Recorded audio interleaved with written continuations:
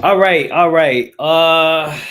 Yo. Peace and blessings. Peace and blessings. Light and love. Light and love. Light and love. Uncle Josh Seneb. Uncle Josh Seneb. Welcome everybody to tonight's show. Tonight's presentation.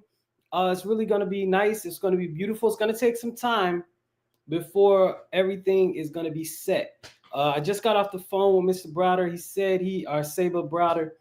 He said he is coming from a meeting. So you're not disappointed. Check back in 30 minutes is the time period that he said. Until that time, I don't know. I'm gonna open it up to invite people to come up. I'm gonna drop the link in the chat for people to come up and discuss if they want, and then until Mr. Browder gets here.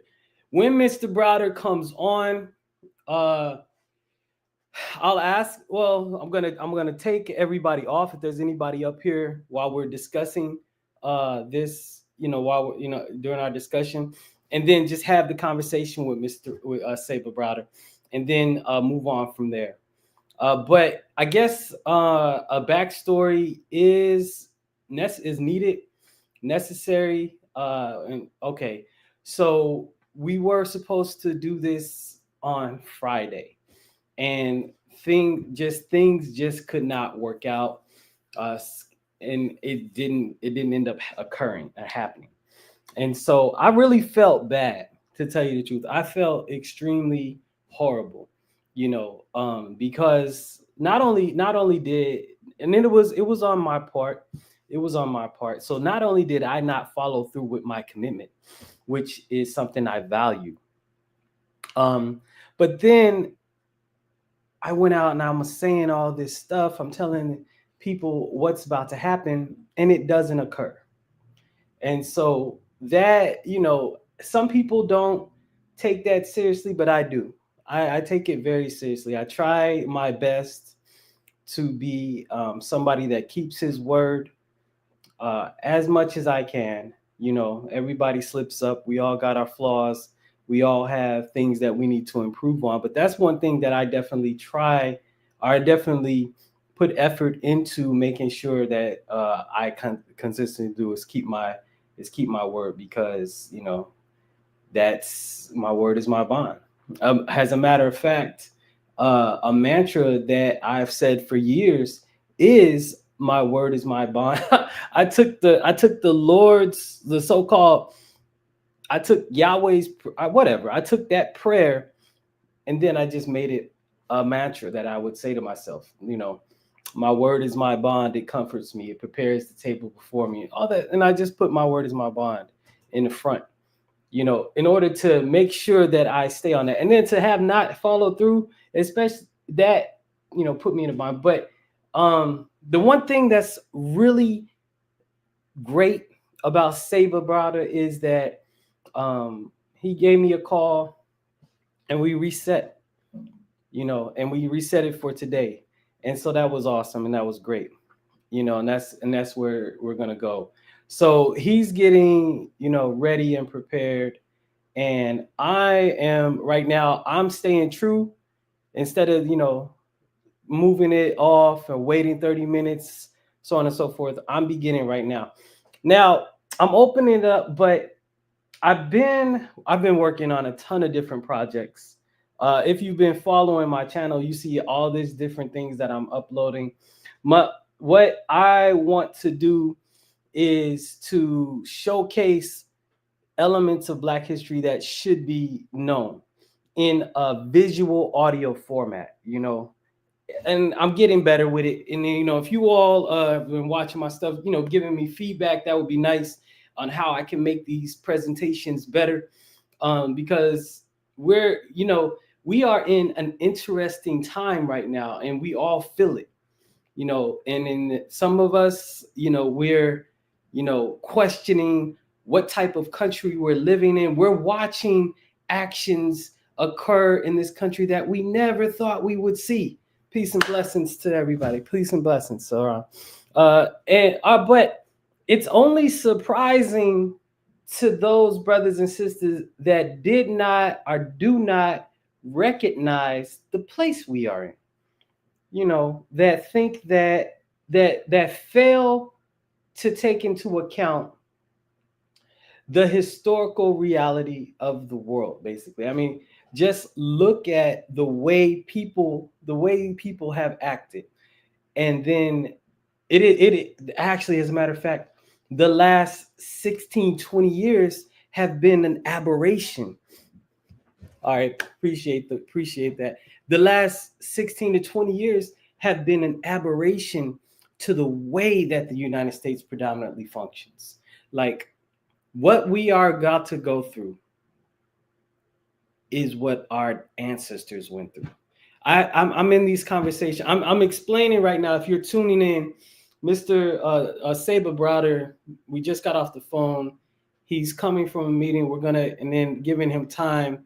He's gonna set up, and we're gonna start at 5:30. So until then, I decided to open it up, talk, keep my word. I was gonna do a presentation, but I'm gonna wait until we get into that. But we are at a time where we are gonna have to stand up. Especially those of us that are like 35 plus. Because we are at the tail end of our elders who fought for civil rights, who gave us the era that we just came out of, and then we're not even slowly watching uh, those rights being taken away. We watched those rights get taken away with the swoop of a pen, and then people are panicking, and they definitely have a right to panic, but it is our responsibility now to step up and to really continue to work to make this country a good place for ourselves and for our descendants. You know what I'm saying? Yeah, peace, Balboa, peace. It's what's up? That's where it is right now. So I'm just going through. Really, I'm gonna let you all know, everybody coming in, Mr. Browder. I'm gonna be on, kind of talking up until Mr. Browder, our Saber Browder, gets on at 5:30. So the main event is 5:30. And that's where we're at right now. What I'm gonna do in a moment is go over. I'm gonna start showing a presentation that I've been working on. In those of you that have listened to me and have seen me in other spaces and places, you've watched me advocate for the Kabbalah, right? And then people have been resistant to that. And then a scholar was put in front that is saying, that mysticism in general isn't what Africans had, so to speak, right? And so I took his paper, and then I've been analyzing it, studying it, and then putting a presentation together on it. The presentation is not completely finished, but to kind of like take up the time right now, want to discuss it, maybe, but everybody is here for Mr. Browder, Tony Browder.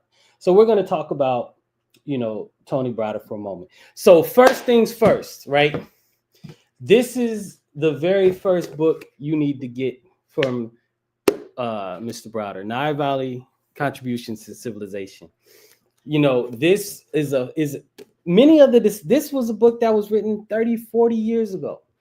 And then I'm gonna, hopefully we'll see, many of the concepts that we talk about today in reference to the revelations that we're having about the origins of civilization has already been covered. And then he covers it in this book, but he got it from his elders who did the initial research. So go ahead and in our generation, the way that we do it nowadays, my recommendation is go out and support Saber Browder and all of his efforts that he's doing to reclaim our history and to liberate our minds from the shackles of slavery that's been on it.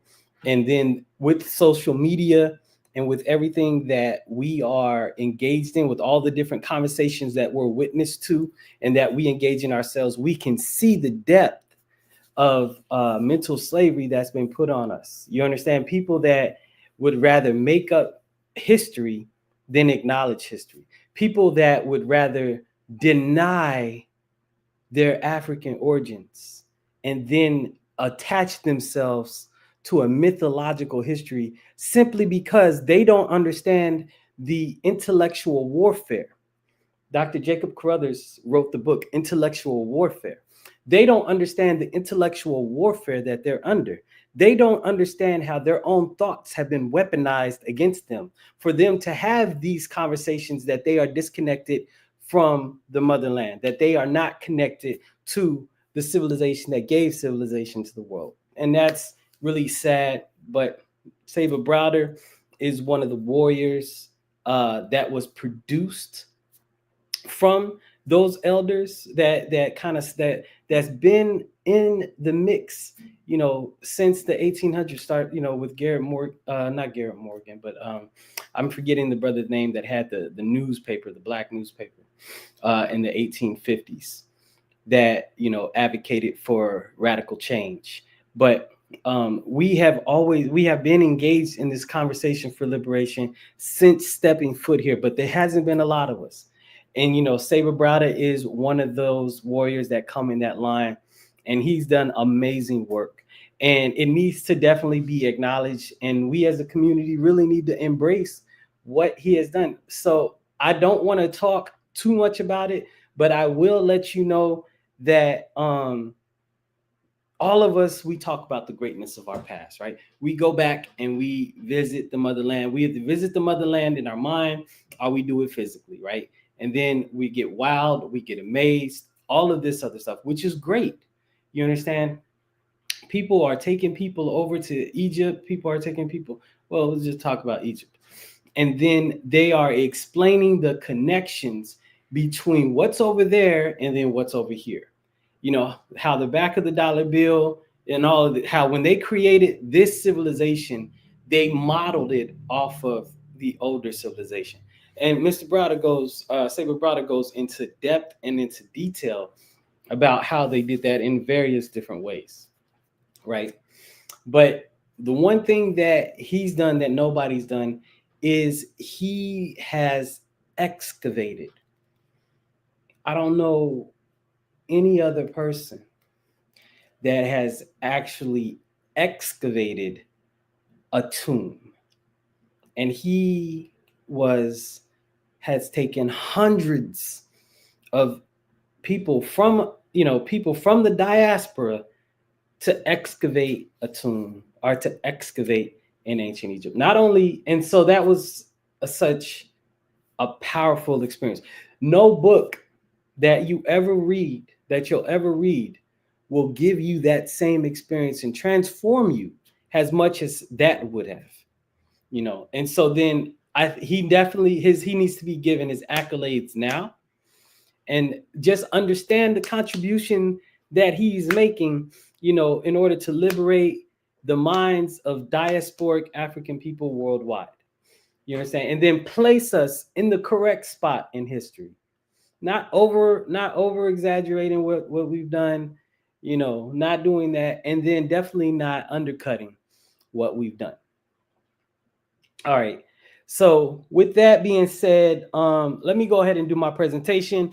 I'm gonna drop you, and so enjoy this. This is something I'm working out, and so it is not 100% complete, but it will definitely be something that is a filler, and then it's gonna give you a kind of a good understanding between the Egyptian concept of evolution.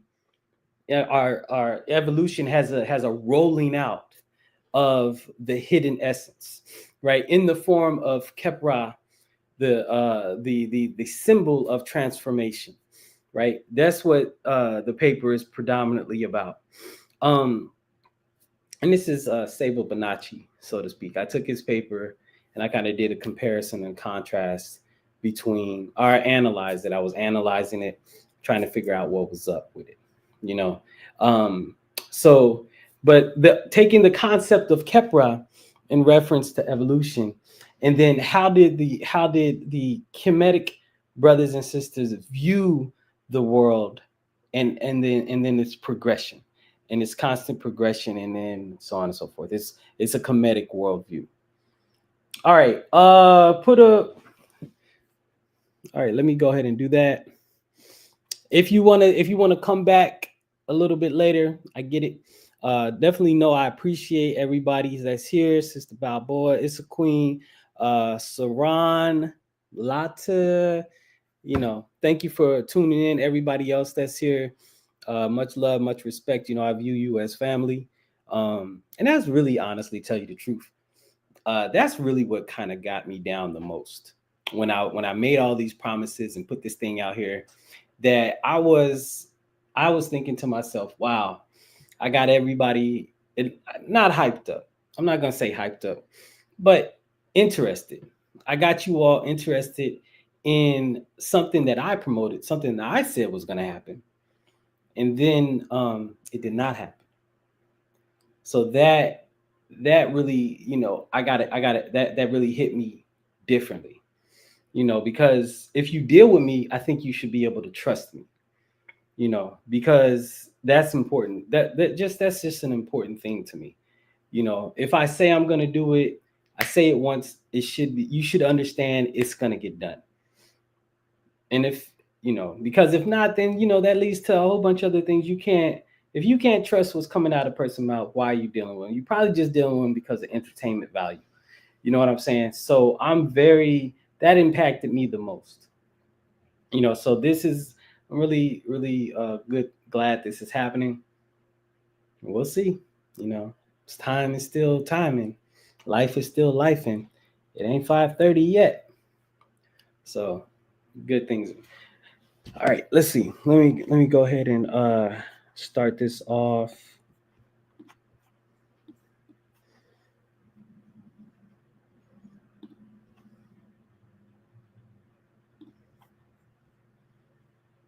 Hmm.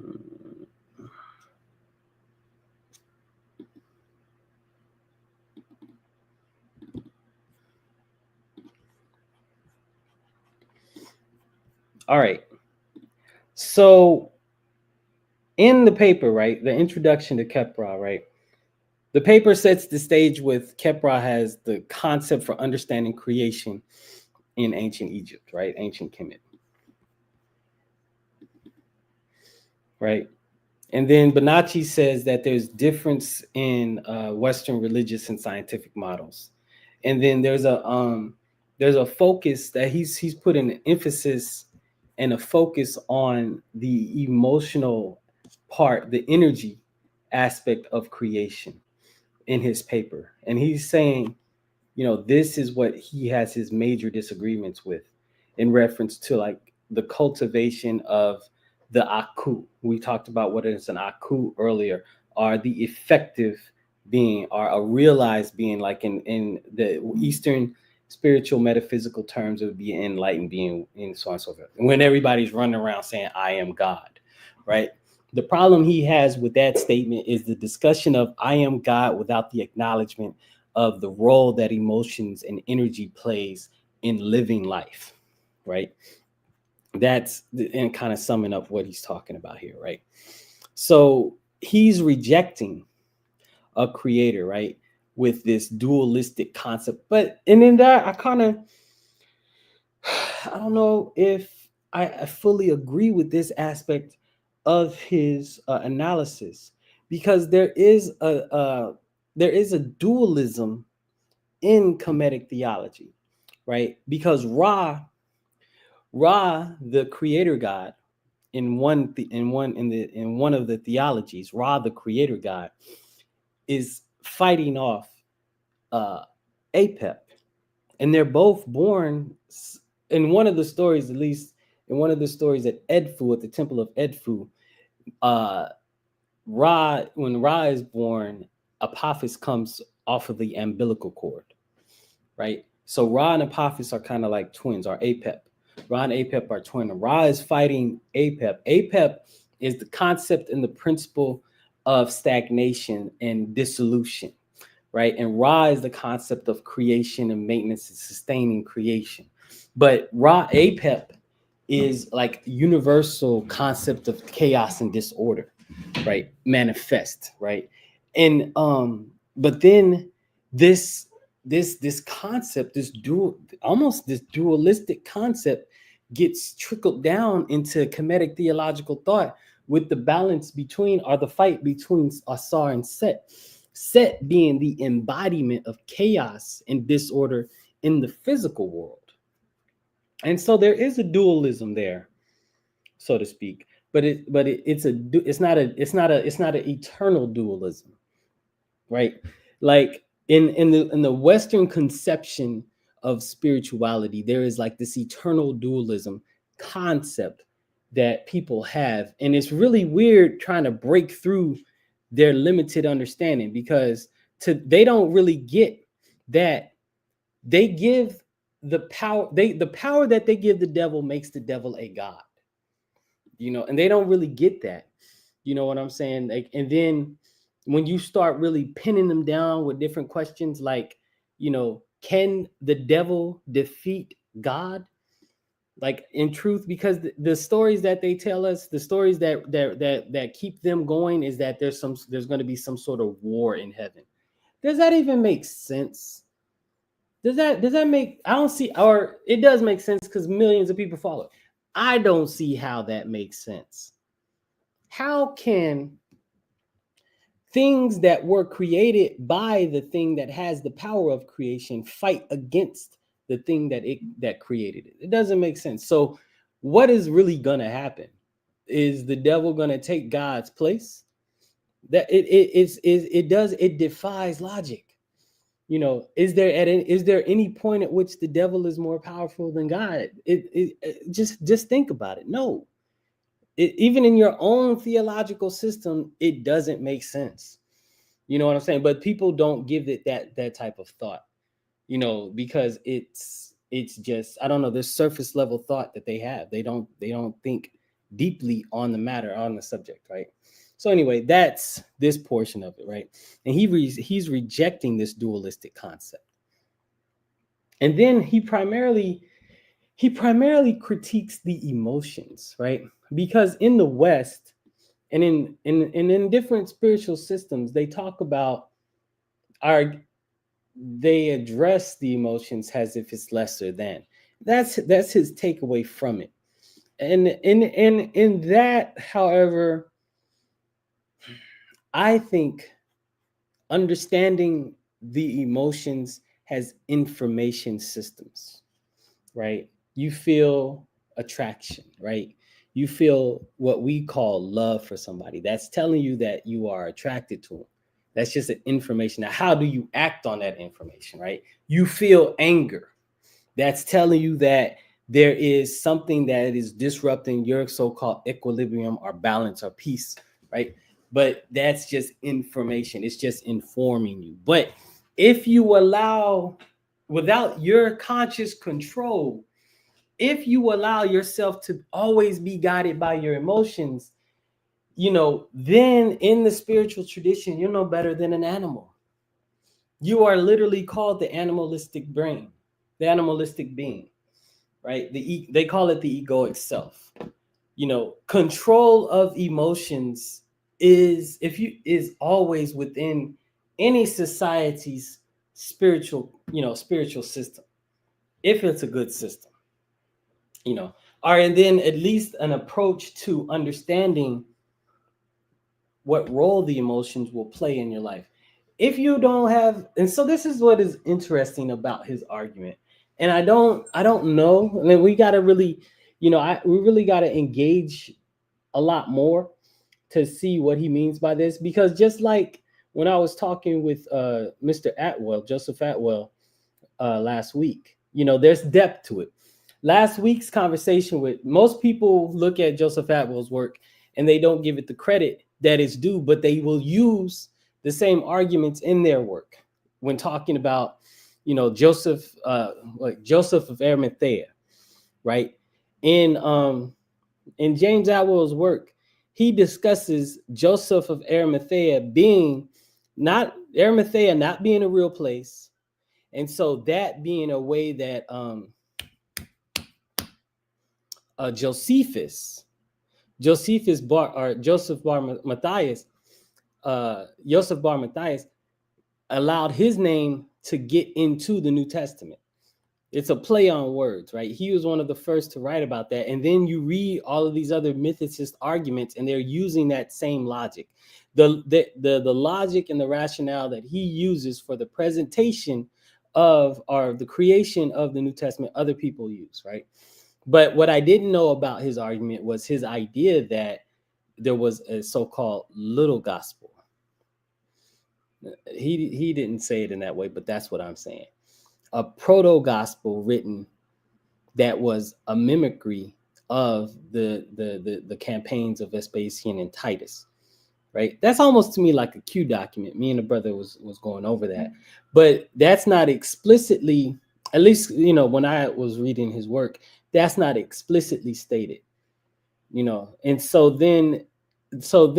likewise, you know, it's, you have to engage people in conversations to kind of get a better understanding of their thought on the matter, and then just to explore different realms, because we all, regardless of age, you know, we can all learn from one another, regardless of age, regardless of how much we study. I was in a conversation earlier today, and in a disagreement with a person, you know, but we were coming to an understanding that it was the person's comprehension of a subject that we needed to kind of overcome. So anyway, that is that, right? So the Kemetic understanding of evolution is cyclical and then multidimensional, right? And then he kind of contrasts that with the Christian understanding of creation as linear and hierarchical. But then at the same time, with the cyclical, you know, creation, with creation being cyclical, there is also a hierarchy. There is a hierarchy in the Kemetic creation story. As a matter of fact, there is a hierarchy in most African-based traditions.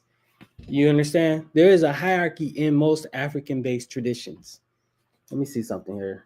It's getting kind of close to the time, and everything should be straight. And so, you know, that was interesting when I was reading the work, you know, because if you study African spiritual thought, you will understand most of them have an ultimate creator God that created creation through agencies and then backed off. That's always the thing, is the creator God backed off. So that's interesting, right? And so, but you know, Kepra is presented as the law of transformation, adaptation, right? Evolution is adaptation. You know, it's adaptation to changing conditions, to the changing physical condition, physical social conditions around you. That's what evolution, part of what evolution is. You understand? From a rudiment. Oh, whoa, Mr. Browder. Yep, I'm in the house. Hey, peace. Saber. Okay, I was just kind of taking up some time. Okay. Let me go ahead and stop sharing. And that's Rock, Saber Browder. How you doing, sir? I'm doing well. I apologize for being late. I had lunch with my goddaughter, who is in the process of leaving DC and moving to New York. So the gathering lasted a little bit longer than I expected, but I'm glad to be here. Yes, sir. Oh, no apologies necessary, Saber. No apologies necessary. Appreciate you taking the time out to be with us and to speak with us. And then definitely appreciate the work that you've done and that you do. So just wanted to give you that accolade there. So Saber, we didn't necessarily kind of set up anything beforehand. Mm-hmm. But, so I can guide, or we can see how this goes. I know you have some stuff that you would like to talk about. This is your show. This is your interview. So you ask the questions. I will respond and Okay. elaborate as I see fit. Yes, sir. Yes, sir. Okay, give me one Uh, moment. I do have a question for you. Yes, sir. I'm looking in the background on the mantle behind you. I see a book. Is that Obinga's book, African Philosophy, the Philosophy? Yes. Yes, Okay. sir. Okay. Yes, All right. sir. I thought Um, as the cover.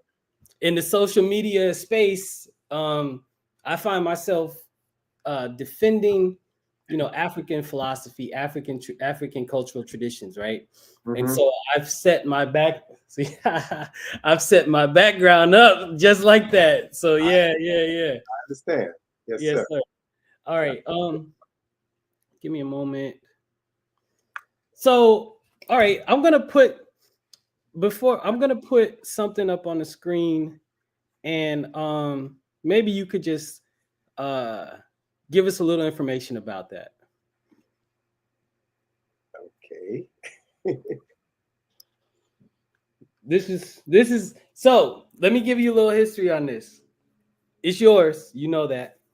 But I read this a long time ago, and it was one of the things that set me off on my journey. Hmm. And then I'm advocating that everybody, get your work, because you've been on the forefront of freeing the minds of African people before I was born. So, How old are you, brother? yeah, there we go. I'm 42. 42. Right. Well, I've been doing it for 44 years. Yes, sir. Hmm. You got me by a couple. But so what does this mean here? This phrase. The key to surviving this national insanity is to live in the world and not of it. Oh, that's it. Okay. Well, that statement is probably more relevant now than when I wrote it in the Browder file. Um, this world is madness. There are various degrees of madness that manifest themselves in this world. And once you realize that the order of business is insanity, then one has to find a way to move in this space and live in this space without succumbing to the national insanity.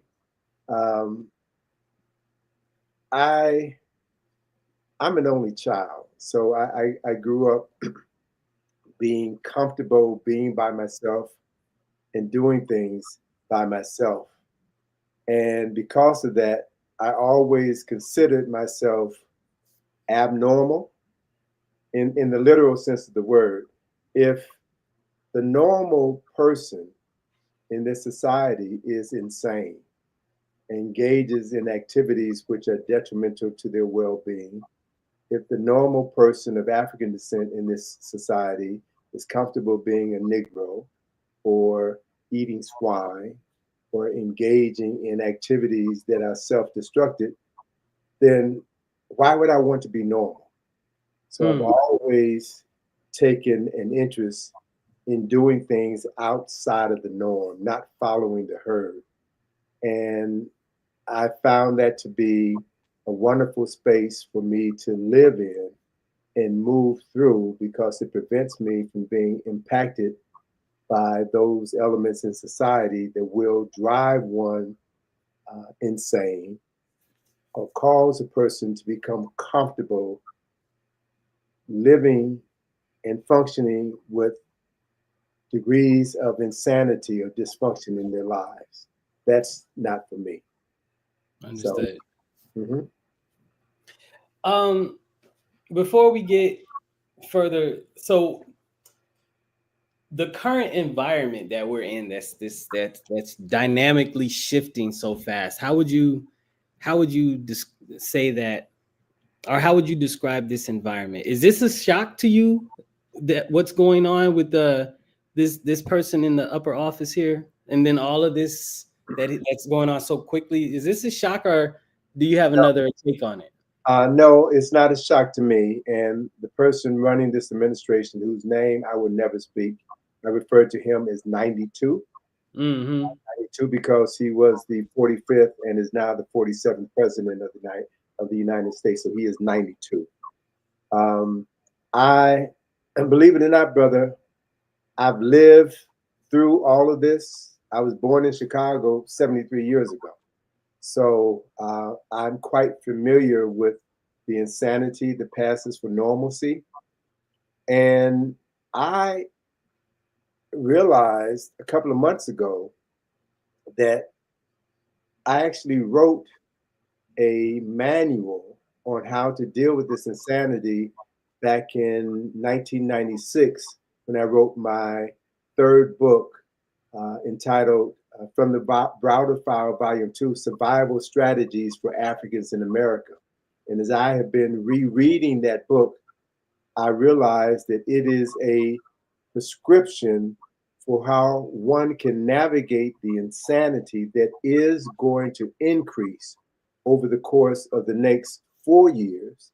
And we will live with this insanity for at least the next 3 to 4 generations. Mm. Yes. So um, I think it's important, or I know that it's important for people to have an understanding of history so that they understand the circumstances and events that have created activities that we are experiencing today and will experience in the future. History is your best barometer for understanding the times that you're living in and how to negotiate the times that you will be living in the near future. Agreed. Agreed. Um, you were the other day you were on the Carl Nelson show, and then you made a statement, and I can't quote it correctly, but I think I'll get the spirit of it, indicating that you'll stay here to fight in this country because our ancestors dealt with this same type of madness, and so this is just kind of like us picking up the mantle and having to also deal with this just like our ancestors or something along in those lines. Well, look, our ancestors built this country. So I'm not going to leave and abandon the investment that they made in this country despite the insanity. Um, America is the wealthiest and most powerful nation on the planet.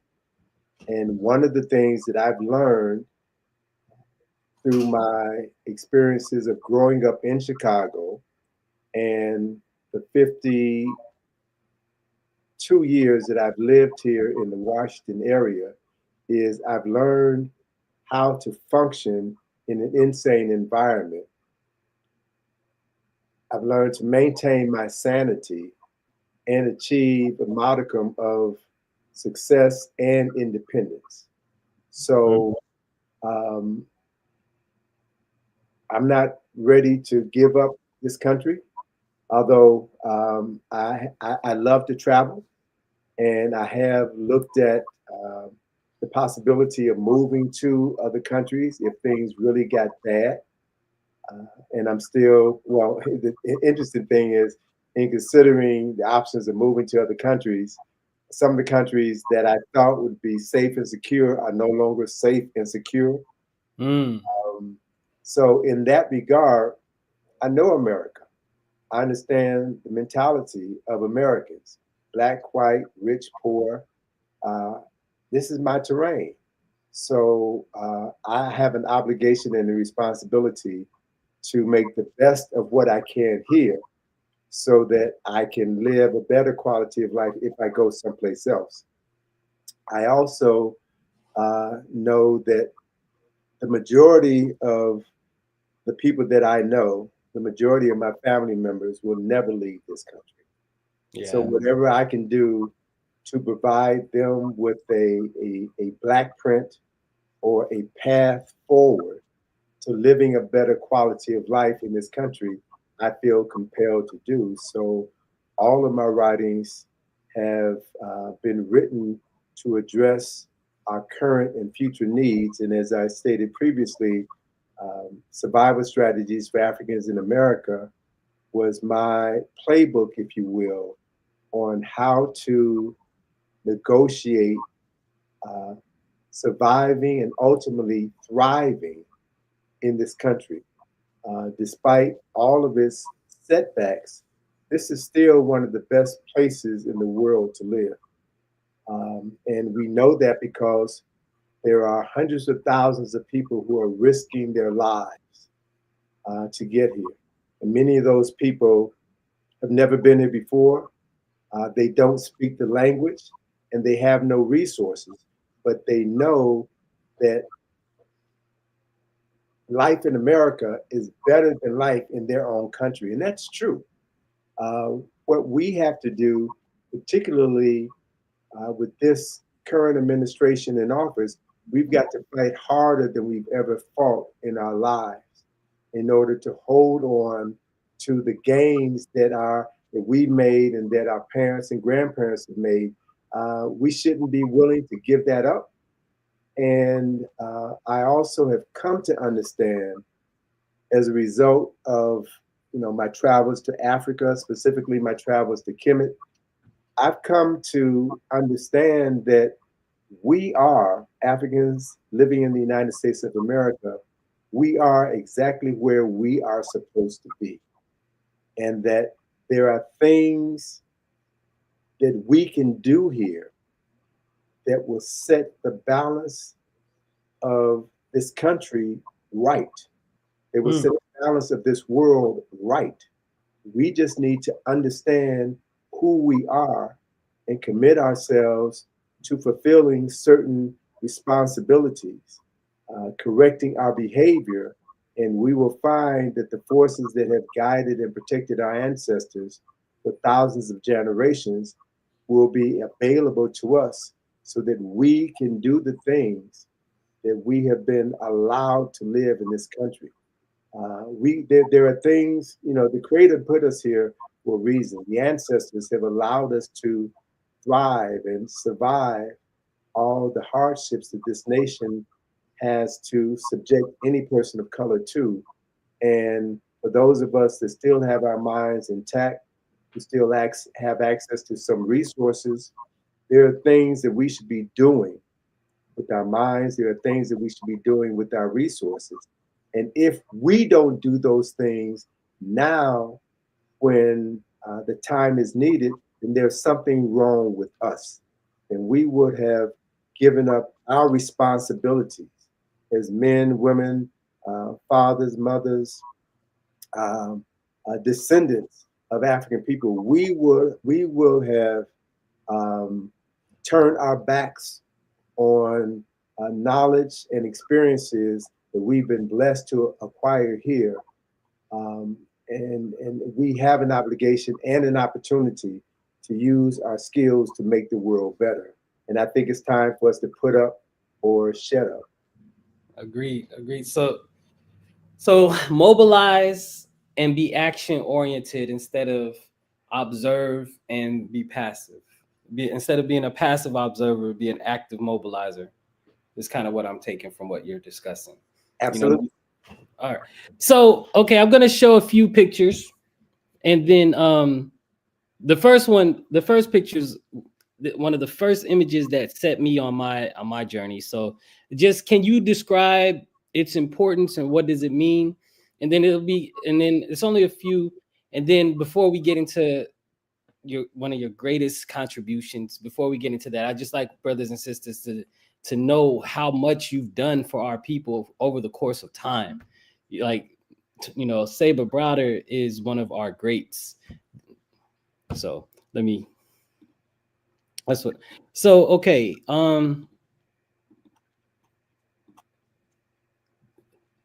What is this image here? That is an image from my first book, from the Browder File, 22 Essays on the African American Experience. That image was drawn by a good friend of mine, a brother by the name of Malcolm Aaron. And it speaks to Let's see. It was the image for the essay "Born Again African," right? Born Again African. And a picture is worth 1,000 words. It says who we have been in America and who we were in Africa. Um, it speaks for itself. What's interesting is that in '94, I believe it was, I was invited to do Black History Month presentation in Japan at a Air Force base in Misawa, Japan, the north of Japan. And while I was there, I must have seen a dozen brothers with a tattoo of the image at the top. And when I inquired about that, the brothers in the Air Force had shared with me that when they get their R&R, they typically fly to Alaska, which is a short flight from Osawa, Japan. And there is a tattoo studio in Alaska where the brother who runs the studio has done hundreds of tattoos, hundreds of tattoos of that image on hundreds of brothers. So it really pleased me to know that an image that I had in my head resonated with so many people around the world. And me being a visual person, me being an artist, my first profession is as an artist, a graphic designer. I understand the power of images to convey messages and move the consciousness of people. So those two images say who we were and who we currently are now, being mentally enslaved. But if we understand the history of our mental enslavement, or the history that preceded our mental enslavement, that history would teach us that we can become masters of our domain, which is the reason why we're here. Thank you. Yeah, this impacted me tremendously. Hold on a second.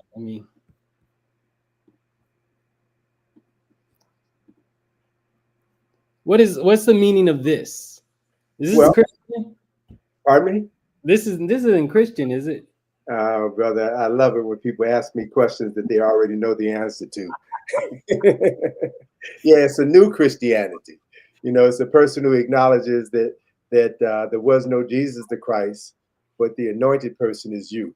The anointed person lives within you, and once you have restored your historical and cultural memory, you will know that we are creators. We're not God, Mm. but we have the capacity of the Creator. And it's our responsibility and our obligation to create things in our lives. So, depending on our awareness, we can either create heaven or paradise, or we can create hell, depending on what you know and what you don't know. So, this particular illustration, again, is associated with the essay, Becoming a Born Again African. And it lays out a brief overview of major milestones in African history, efforts to erase our awareness of those milestones, and it discusses what we can do to give birth to the African consciousness that lies dormant within our souls. So one has to make a commitment to know who you are and to resurrect that African spirit that lives in all of us. And that speaks to what I was saying earlier about us understanding what the United States is, understanding that we made this country, and we should not give it up. We should use everything within our power in order to make this country great for the first time. America has never been, it's done some phenomenal things, but it's never lived up to its potential as a nation. And the times that it was challenged to do so were times when African people in America pushed back and forced this country to right the wrongs. and end slavery, force this country to right the wrongs and end Jim Crow and segregation. And it's only when African people pushed back, we forced white rulers of this nation to develop a conscience, even if it's for a short period of time, but we forced them to begin to do the right things. And what has happened with us is that once they pass a law that allows us to vote, or pass a law that allows us to get jobs in any sector of society, or pass a law that allows us to live anywhere we want to live, we think that we have made it, and we get lazy, Yep. and we find that laws, any laws that can be written to give you freedom, can be unwritten to enslave you again. And we are going through a period now where the laws that were written in the 60s to give us a modicum of freedom, justice, and equality, or diversity, equity, and inclusion, those laws are being reversed now. And that should make us realize that anytime anyone legislates your freedom into existence, they could also legislate it out of existence. So we've got to fight on a new level to achieve something that we have yet to achieve in this country, and that's total liberation. And our motto should be, our mantra should be, until we are free, nobody will be free. Mm-hmm. Takes is to develop a new consciousness that allows us to be willing to make the choices and the sacrifices necessary to force America to be great for the first time. Like I'm 100% in the same vein. Um, this next image. So in the interview that you had, there was a caller that came up, totally changed the vibe of the interview.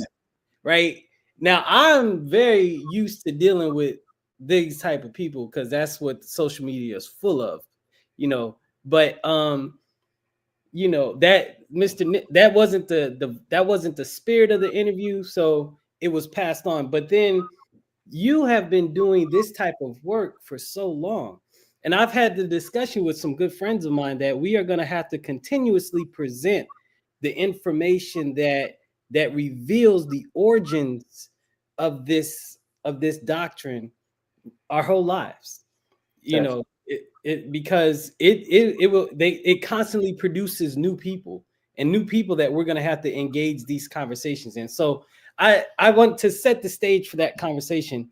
What is the importance of this image here?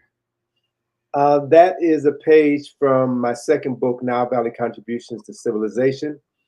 And this chart that I created shows the evolution of the English alphabet, or the Roman alphabet. It's actually Roman alphabet.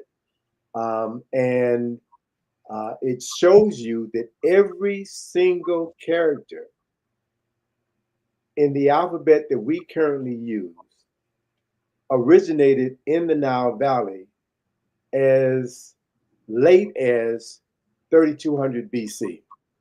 And the idea to compile this chart came from the World Book Encyclopedia. I've always grown up, as a child, I've always grown up with encyclopedias, and specifically the World Book Encyclopedia in my house. And I've always been an avid reader. And whenever I was bored, I would get a book, and sometimes that book was the encyclopedia, and I would just read the encyclopedia. And at the beginning of every subject matter, or every alphabetized subject matter, is a chart which shows you the evolution of that character, A, B, C, D, and E. And as I was working on Nile Valley, I was consulting my encyclopedia. So this is back in 1991, 1990, 1991, when I was working on Nile Valley. So this was before the internet, when people still use books. Mm-hmm. And And so as I was consulting my encyclopedia to look up certain terms and to make sure I had certain information correct, um, I kept noticing that chart that showed the evolution of each of the characters in the alphabet. And and then once I realized all of these characters originated in Kemet. So I went and pulled out all of the volumes of the alphabet from A to Z, and I copied those images and duplicated them in this chart, right? And so this is in 1992 when Nile Valley was published. Fast forward to, let's see, my last trip to Ethiopia was in 2014. And as we were preparing for that trip, um, it was a trip to um, it was a trip to organize a conference in Addis Ababa on the African roots of Christianity, right? Mm.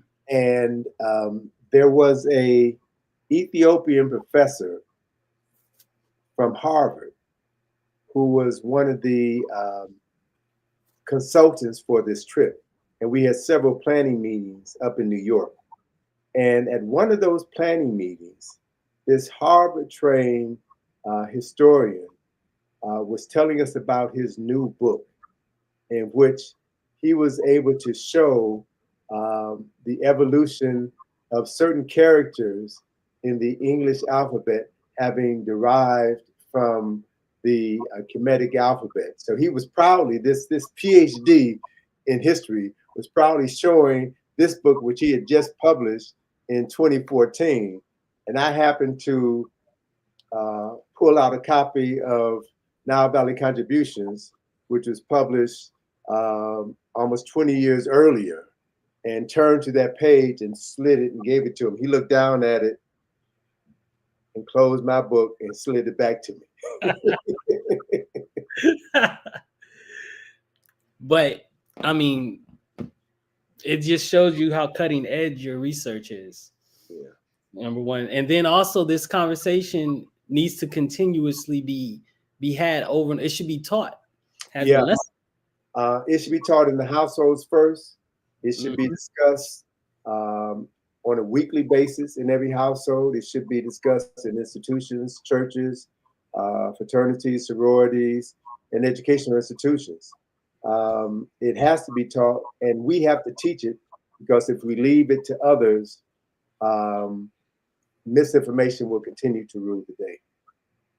And then that's part of some of the work. If you ever get a chance to look through my channel recently, I have a project in which I'm trying to present African history, in a way that will be, people will be able to watch it, understand it in a condensed form. I'm I'm I'm I'm trying to follow the same footsteps. All right, sir. What about this image here? What is the importance of this image? That is another image from Nile Valley Contributions. And so one of the things that that motivates me to do the work that I do, and specifically motivated me um, to have written Nile Valley Contributions to Civilization, is that once I began to understand the significance of Kemetic culture and civilization, I understood that um, that history and that culture has been appropriated. It's been appropriated by Europeans who have attributed many of the great advances, cultural, architectural, philosophical advances, to Greeks instead of Egyptians, because they didn't want to acknowledge Africans as having been the originators of these concepts and ideas. So, as a child growing up in Chicago, I love reading. I love history. I love culture. I love mythology. So I knew Greek mythology and Greek history up and down. I knew Roman mythology and history up and down. It wasn't until after I graduated from Howard in 1974 that I realized that I knew nothing about African history and culture. And 1975 was when I was first introduced to African culture. I took a class by Nana Brown, and that class changed my life. It taught me the power of African spirituality, and it let me know my potential as a male of African ancestry. And then 2 years later, I went to see Dr. Ivan Van Sertima, and Van Sertima, toward the end of his lecture, said that the Africans who had come to the Americas and built the culture known as the Olmec culture, those Africans came from the Nile Valley and they were Black. That was the first time in my life anybody had ever told me that the ancient Egyptians were Black. And it rocked my world and prompted me to begin studying what I had not been taught in school. And I found a wealth of information. I found a wealth of individuals and a wealth of publications that I consumed, and they helped shape my life. And then it was in maybe 78 that I discovered what was becoming the Asara Society. Your father and others here, your father-in-law and others here in DC um, were sponsoring regular lectures about Kemet. And that's when I first heard the word Kemet. And so I found as I was, as my interest in African history and culture was growing, I found new words, new concepts and ideas, new people that I had never heard of. And originally I was upset because, I liked school, I liked learning, and I thought I knew a lot. I thought I was smart. And I realized that I didn't know anything, and that was an accident, that I didn't know anything about African history. I knew about European history and culture. I knew nothing about African history and culture. So once I began to become aware of the African origins of cultural elements that had been attributed to the Greeks and the Romans and the English and the French and others, then I used my skill in writing Nile Valley contributions to document the African origin and the European interpretation or imitation of an African artifact or concept. So what you see on that particular page is a comparison between two Kemetic myths and two Greek myths. The top one on the left is the image of the weighing of the soul, and to the right is the Greek interpretation of that same idea of someone's soul being judged by aspects of the Creator. The image in the lower left is that of a person riding in a sacred bark to sail to the beautiful West. And I contrast that to the Greek story of the souls of the deceased having to take a boat to go to sail into the afterlife or the underworld. So once you know African history, it's easy to um, discover the fraudulent history or the imitation history. Mm-hmm. And that's what I've done in Nile Valley. And what I also have learned over time is that many of these appropriations, um, which some people refer to as a stolen legacy, I come to understand that the Greeks themselves were not necessarily the ones who created this model of appropriation. If you read material written by the Greeks who visited Egypt, or the Greeks who lived in Egypt after it was conquered by Alexander Macedonia, you really will find out that the Greeks admired the ancient Kemites and aspired to be like them, become them.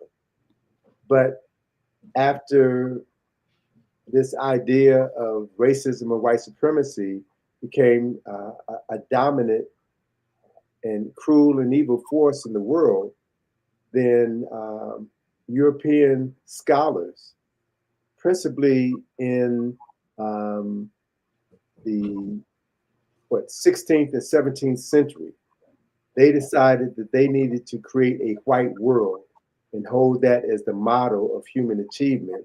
And they then reinterpreted what the Greeks had done and erased the African original story. And that's when this idea, this concept of the stolen legacy began to gain prominence. And what I've come to realize is that it wasn't a legacy that was actually stolen by the Greeks themselves, but was stolen later by the French, the Germans, and the English. And that's one of the reasons why, and you know, Stolen Legacy, George G.M. James's book is an important book, was an important book when it was written in 1955.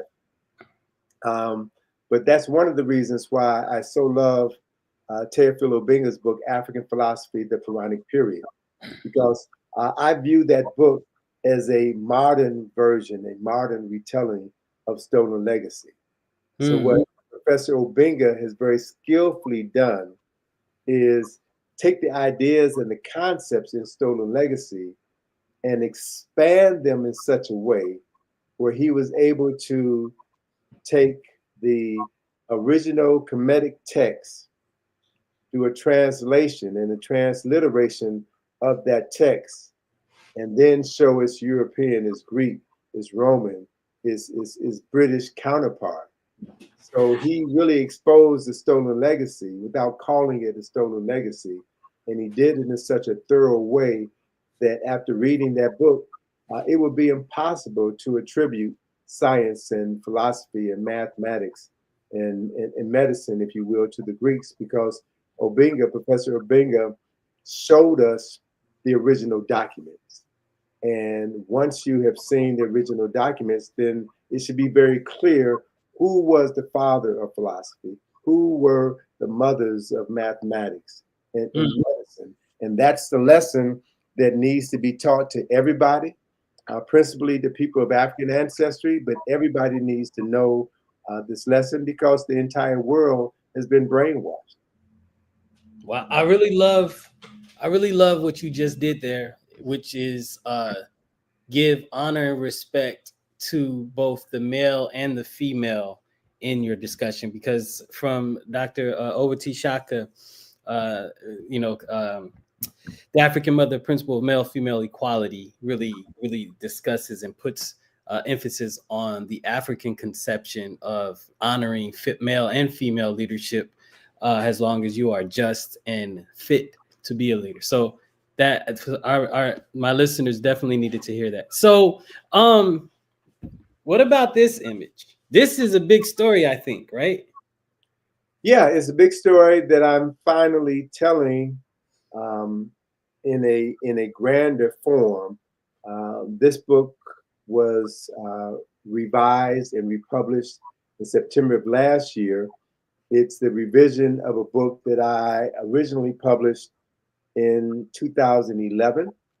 It documents the first 3 years of the Asa Restoration Project, the first 3 years of our excavations of three Kushite tombs on the west bank of Luxor, Egypt. And what I've done with the revision is to tell the story of 15 years of excavations and what we have accomplished, what we found, and what our findings mean in a larger historical and cultural context. And brother, I do want to thank you and acknowledge you for a major contribution that I added to the book. As a matter of fact, it can be found on page 81. We had run into each other at a party. This sister in Kichi is happening, and it was Friday, September the 13th. I never forget it. Yeah, I Friday, remember. September the 13th, and he shared with me this image of a piece of pottery that had the Sankofa bird on it. And this piece of pottery was created in Kush around 250 AD. And you shared that with me specifically because I had discovered in 2016 in two tombs, one 25th dynasty tomb and a 26th dynasty tomb in an area known as North Asasif near Hatshepsut's temple. I found painted on the ceiling of both of those tombs the heart-shaped Akoma Sankofa symbol. So that prompted me to begin to reconsider what a protege of Sheikh Anta Diop, a Senegalese scholar by the name of Abubakar Lam, had written a book called Paths from the Nile, in which he documented 6 migrations out of the Nile River Valley into the Niger River Valley, which occurred between 650 BC and 550 AD. So I now had the physical evidence to substantiate the migration of East African iconography that had migrated across the continent and was being used in both Ghana and Ivory Coast as late as the 1700s. So that excited me to no end.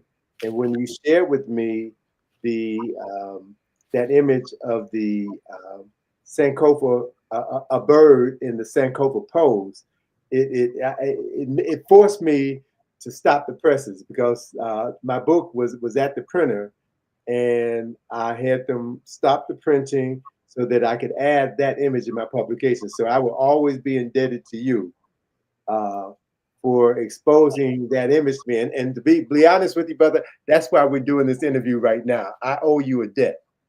So this is me repaying that debt. And what's interesting, Saber, and I owe you what's that, Saber. Trust me. is that you share with me the resource where you found that image, and as I was going through my resources here, I realized that I have that book, but I hadn't seen that image. I hadn't gone through it thoroughly, obviously, and I hadn't seen that image. So you just ignited within me an awareness of how my works impact people, because you heard me discuss the finding of the Sankofa symbol, and that motivated you to find this Sankofa bird and bring it to my attention, which then allowed me to expand on the research that I was already doing. So the statement "each one teach one" is real. I taught you, and you in turn taught me. So we're teaching collectively, and that's how the process is supposed to go. Uh, uh, I give thanks to the ancestors to be able to help and contribute, Baba. Okay, that was all right. Well, so I wanted to, so I want to advocate so these are so far, these are, please everybody go and pick up these works that that Saba Tony Anthony Browder just discussed.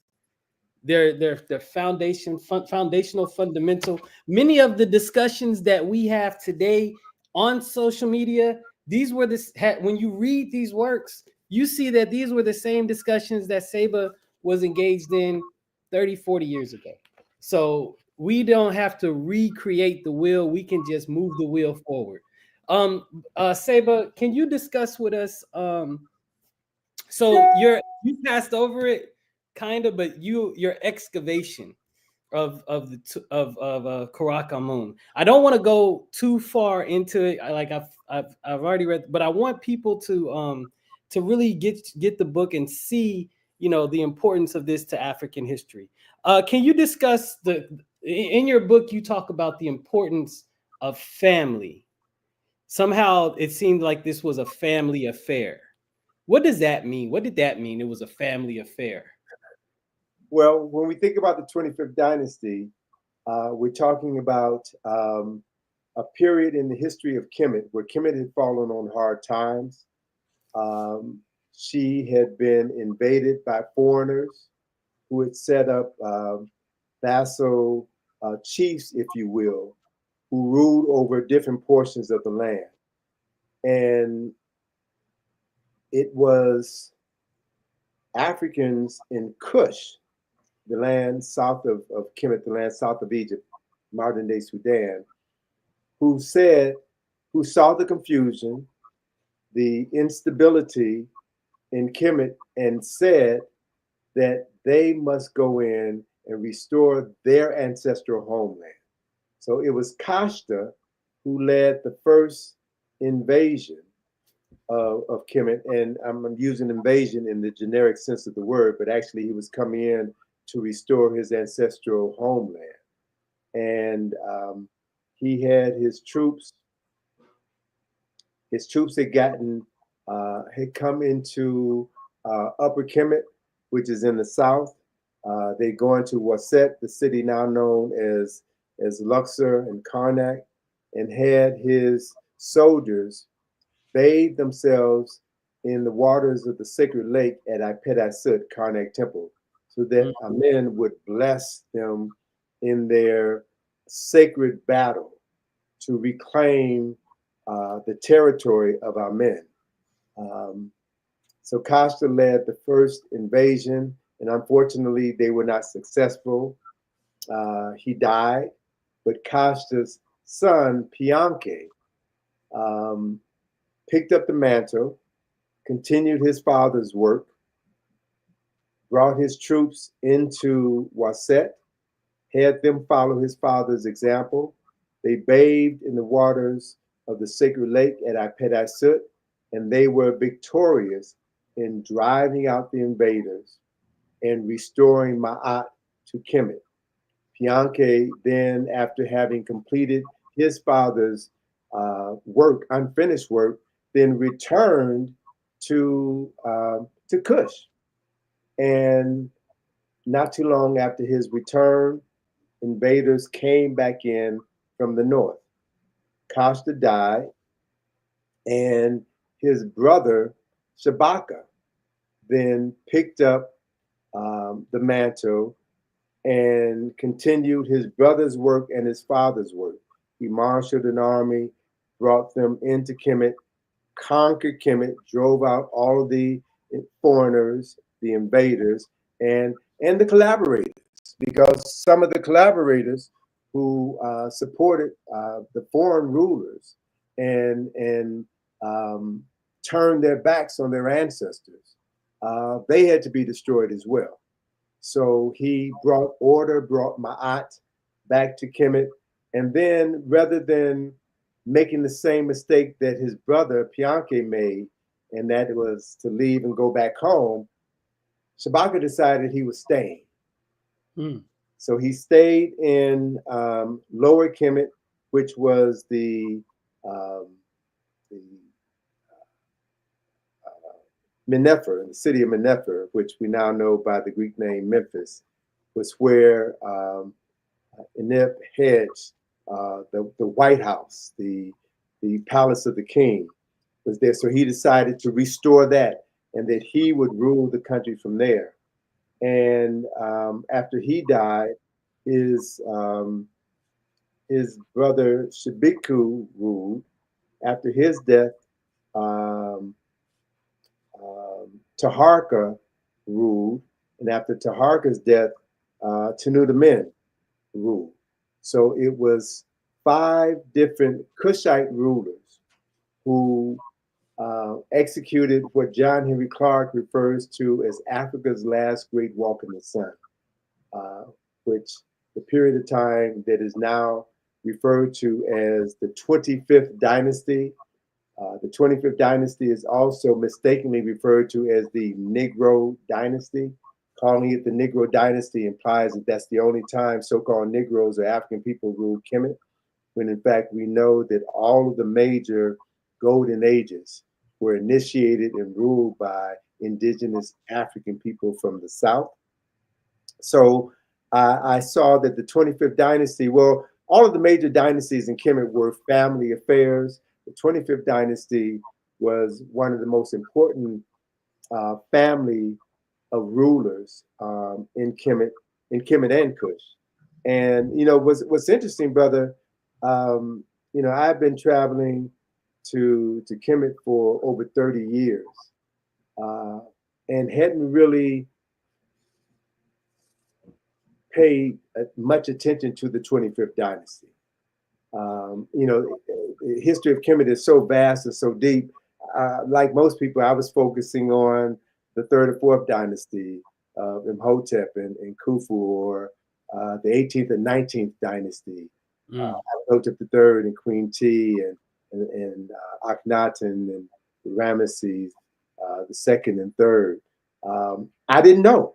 I really didn't know, and it was and this was something that I added to Finding Karakamen. And Finding Karakamen is a small book. It's like 100 some odd pages. But I really feel it's one of my most important books because it's like a synopsis of all that I've been doing over the past 48 years. And that story, as I look back in retrospect now, everything that I've done from meeting um, Nana Kwabena Brown in 1975 and learning about African history and culture, learning to value who I was as a person of African ancestry, meeting Van Sertima in 1977 and learning that the ancient Egyptians were Black, and then traveling to Egypt with Dr. Ben, meeting in 1980. I went to Egypt with Dr. Ben. 1981, I met Dr. Clark. Um, I met Asa Hilliard in 1981, and meeting all of these scholars who I was fortunate, who I was blessed to have learned from, who I was blessed to be able to call my colleagues and my friends, and to be able to um,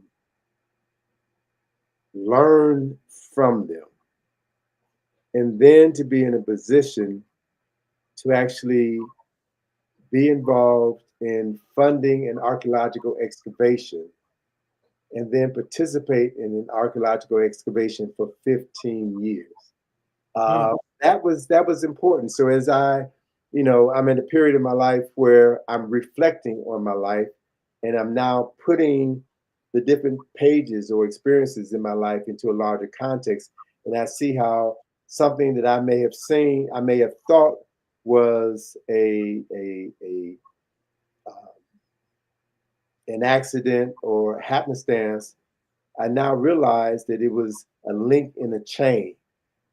Every incident throughout my life, the successes and the failures, have led to my going to Egypt and being introduced to Alina Pistakova, who had discovered the tombs of Karakamen and Karabashkin in 2006, and had run out of money to fund the excavation of those tombs. And it was an Egyptian friend of mine who I'd known for 20 years. He was more like a brother to me than a friend. Um, he he was my guide for my study tours to Egypt. Had been my guide since 1988, and in the late 90s, he had developed a tour to the Western Desert in Egypt. And because we had gotten to know each other, we know each other families, and we're close, right? And he was doing all of my tours. And this brother, Abunaga Gabriel, was a gem of an individual, an exceptional man with a dynamic personality. He was brilliant. He knew no strangers, right? He knew everybody in Egypt. Everybody in Egypt he knew. And because of the fact that we had cultivated a close relationship, he then introduced me to his colleagues, colleagues who he had gone to school with, colleagues who were now the director of Sakara. I remember we had a group, we were going to Sakara, and he ran into his colleague as he was getting the tickets for us to visit the Step Pyramid. And he was talking to his colleague and then brought him on the bus, introduced him to us. And he said that they had just recently discovered a new tomb, a tomb of two brothers who were the barber to a fifth dynasty king. And he's willing to show us these tombs. They haven't been open to the public. He said, "Would you like to see these tombs?" Of course. So, Right. we park the bus and then we drive to this area. We walk down this long path, and we walk into this tomb that had not been open to the public. They were still restoring the tomb, and saw these incredible images of these two brown-skinned brothers who were the barber and the manicurist for the king, right? And the king thought so much of these brothers that he blessed them by having this tomb built for them. And we had an opportunity to be the first people to see this tomb. So he said, "Well, look, there's some other things here I'd like to show you." So he was walking us from that tomb to another tomb, and there were a group of white tourists who were in the vicinity, and they saw us walking toward this other tomb. So they started following us. And my Egyptian friend turned around to the white tourist. He said, "No, no, no, no, no. This is for African Americans only. You can't come." Because they knew there was something there that they wanted to see. You was being Oh, initiated into some and secret. they also questioned, who are these black people? What are they doing here, right? Yeah. Uh, but my friend Abenaga Gabriel had that type of connection, that type of influence in Egypt. So he opened doors for my groups. He opened doors for me, and he kept insisting that I should come to Egypt by myself and do his tour of the Western Desert. And I kept putting him off. I didn't have time. I kept putting him off. So my best friend, I don't know if you knew Ankh Ra. He lived in Temple Hills. Ankh Uh, Ra, I've heard of him. he died in 2007, July the 1st, 2007. Ankh Ra was taught Medu Neter by Teofilo Obenga. When Obenga was trying to get a green card so that he could teach. What did he teach first? I thought he first taught at Temple, and then he taught at San Francisco State, right? So while and we had by working with Finch and others, we had made the acquaintance of I miss well. I never had an opportunity to meet Sheikh Abdul. He had transportation problems, so he didn't show up to the Nile Valley Conference in Atlanta in 1984. But they did bring him to Atlanta the following year. But I didn't have a chance to meet him, and he did actually. I found out later he came to D.C. So we had contact with Obenga. So when Obenga was attempting to get his green card, he wound up living with Ankh Ra and his wife. I think his wife worked at the State Department, so she was handling his paperwork. So Ankh Ra was taught Medu Neter by Teofilo Obenga, and Ankh would say we would sit up in his basement um, all night long, drinking beer and learning Medu Neter. So Ankh was my Medu Neter guy because Kemetic history and culture is so deep and so dense that you can't learn everything about the culture. And I never took the time to learn Medu Neter because I was focusing on the art and the architecture and the history, and I just couldn't spread myself too thin. But Ankh was always my Medu Neter guy. And we had some dynamite conversations. We made some incredible discoveries, which I will ultimately write about at some point in time. But Ankh, it was January of 2007 that he was diagnosed with brain cancer. and he died on July the 1st.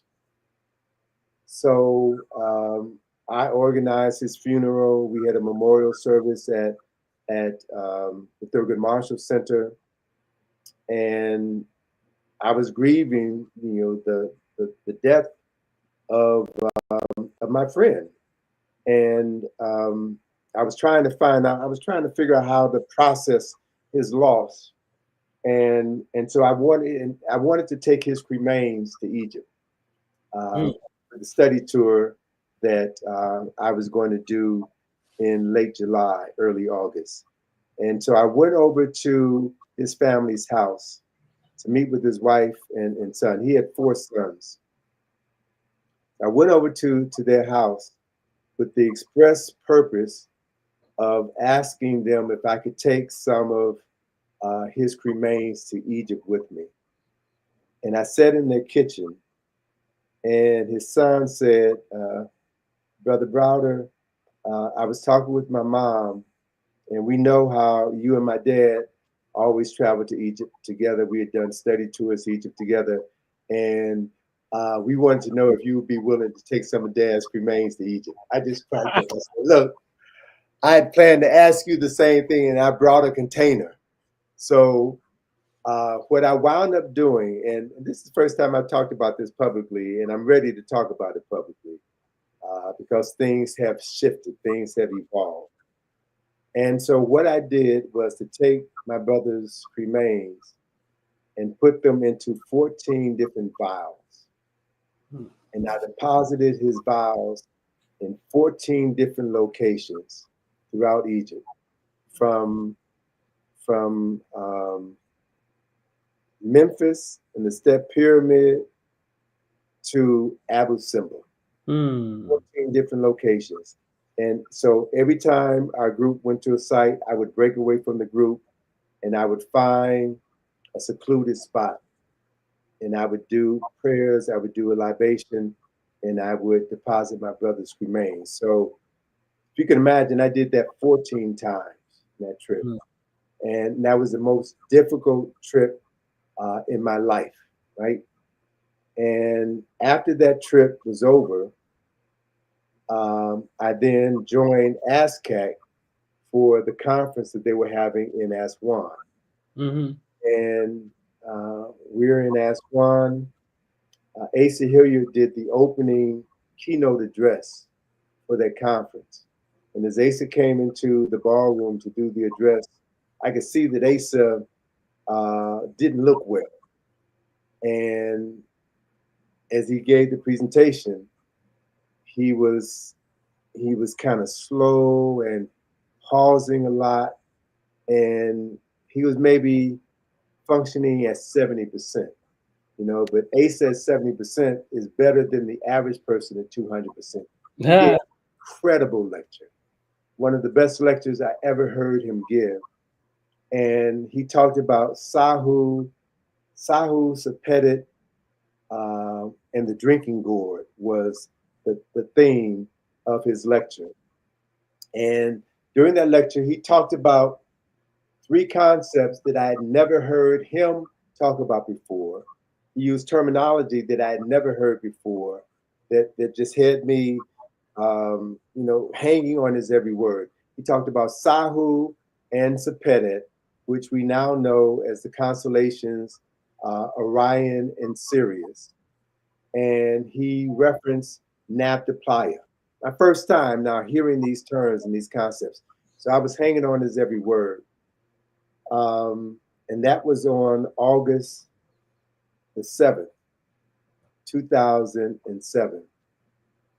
Finished the conference. I came home. I'm in my home listening to WPFW, and I hear Brother Bay come on the radio with on Joni's show, The Hill DC, and he says we're dedicating today's show to Asa Hilliard, who just outran us to become an ancestor. Like, wait, what Mm. do you mean?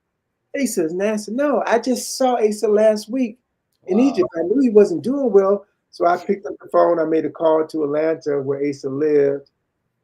And I spoke to someone who verified that Asa died that morning. And so I was crushed. I cried like a baby that day. So I lost Aunt Mira and Asa Hilliard in a span of um, 46 days. Wow. So I was grieving the loss of two brothers who meant the world to me. So that when my friend Abu Naga again asked me to come to Egypt by myself to do this tour of the Western Desert, I finally relented and said, okay, I'll do the tour. So we made arrangements for me to fly to Egypt the following July in 2008. I would come a week before my group was to come for my regular study tour. So I flew to Cairo. Abu Naga met me. He had a four-wheel drive vehicle with supplies, tents, what have you. We stopped at a market, got some food. We had a satellite phone, and we drove west into the Western Desert. And I had the adventure of my life. So I detailed that in the last chapter of Finding Karaka Men because I wanted to give some context to that story. And so it was during that trip that I saw things that I think no other Black person, no other African American had ever seen before. I was the first African American to do this tour to the Western Desert. Um, I found shark's teeth in the middle of the desert. Uh, Hmm. this brother showed me the carcass of a whale in the middle of the desert. Wow. Oh. He was pointing out all these artifacts that were and just blowing my mind. Gave me a perspective of Egyptian history, world geography that literally turned my world right side up. And I began to understand why he wanted me to do this trip. We went to several sites where there were temples and graves that the average tourist to Egypt doesn't see because in order to get to these sites, you have to have a four-wheel drive vehicle. You have to drive in the desert. You have to have a satellite phone. We slept in the desert under the stars. So, yeah, and you got to rough it. We cooked our meals in the desert, right under the stars. So it was a real adventure, man. Wow. And after that adventure, we came to Luxor, and we were going to stay in Luxor a couple of days to rest before we would fly to Cairo to meet the group that was coming over for my next study tour, right? So he allowed me to stay in an apartment that he owned on the west bank of Luxor, and he then went to his home on the east bank of Luxor. So one day I'm in the apartment. Then one night there's a knock at the door, and this young man, Egyptian guy, says, "My uncle Abinaga sent me over here to get you." He said that we're excavating on a site that he wants you to see. Mm. So that was the site where Alina Pistakova 2 years prior had found the lost tombs of South Ossetia, these lost Kushite tombs. So the next morning I went over, I visited the site, I did a tour of the partially excavated tomb of Karakomin. I heard Alina Pistakova, who is this Russian-born white woman who was trained in Egyptology in New York City in the United States. By one of the foremost scholars of the 25th dynasty. So she knew the 25th dynasty better than anyone I'd ever met in my life.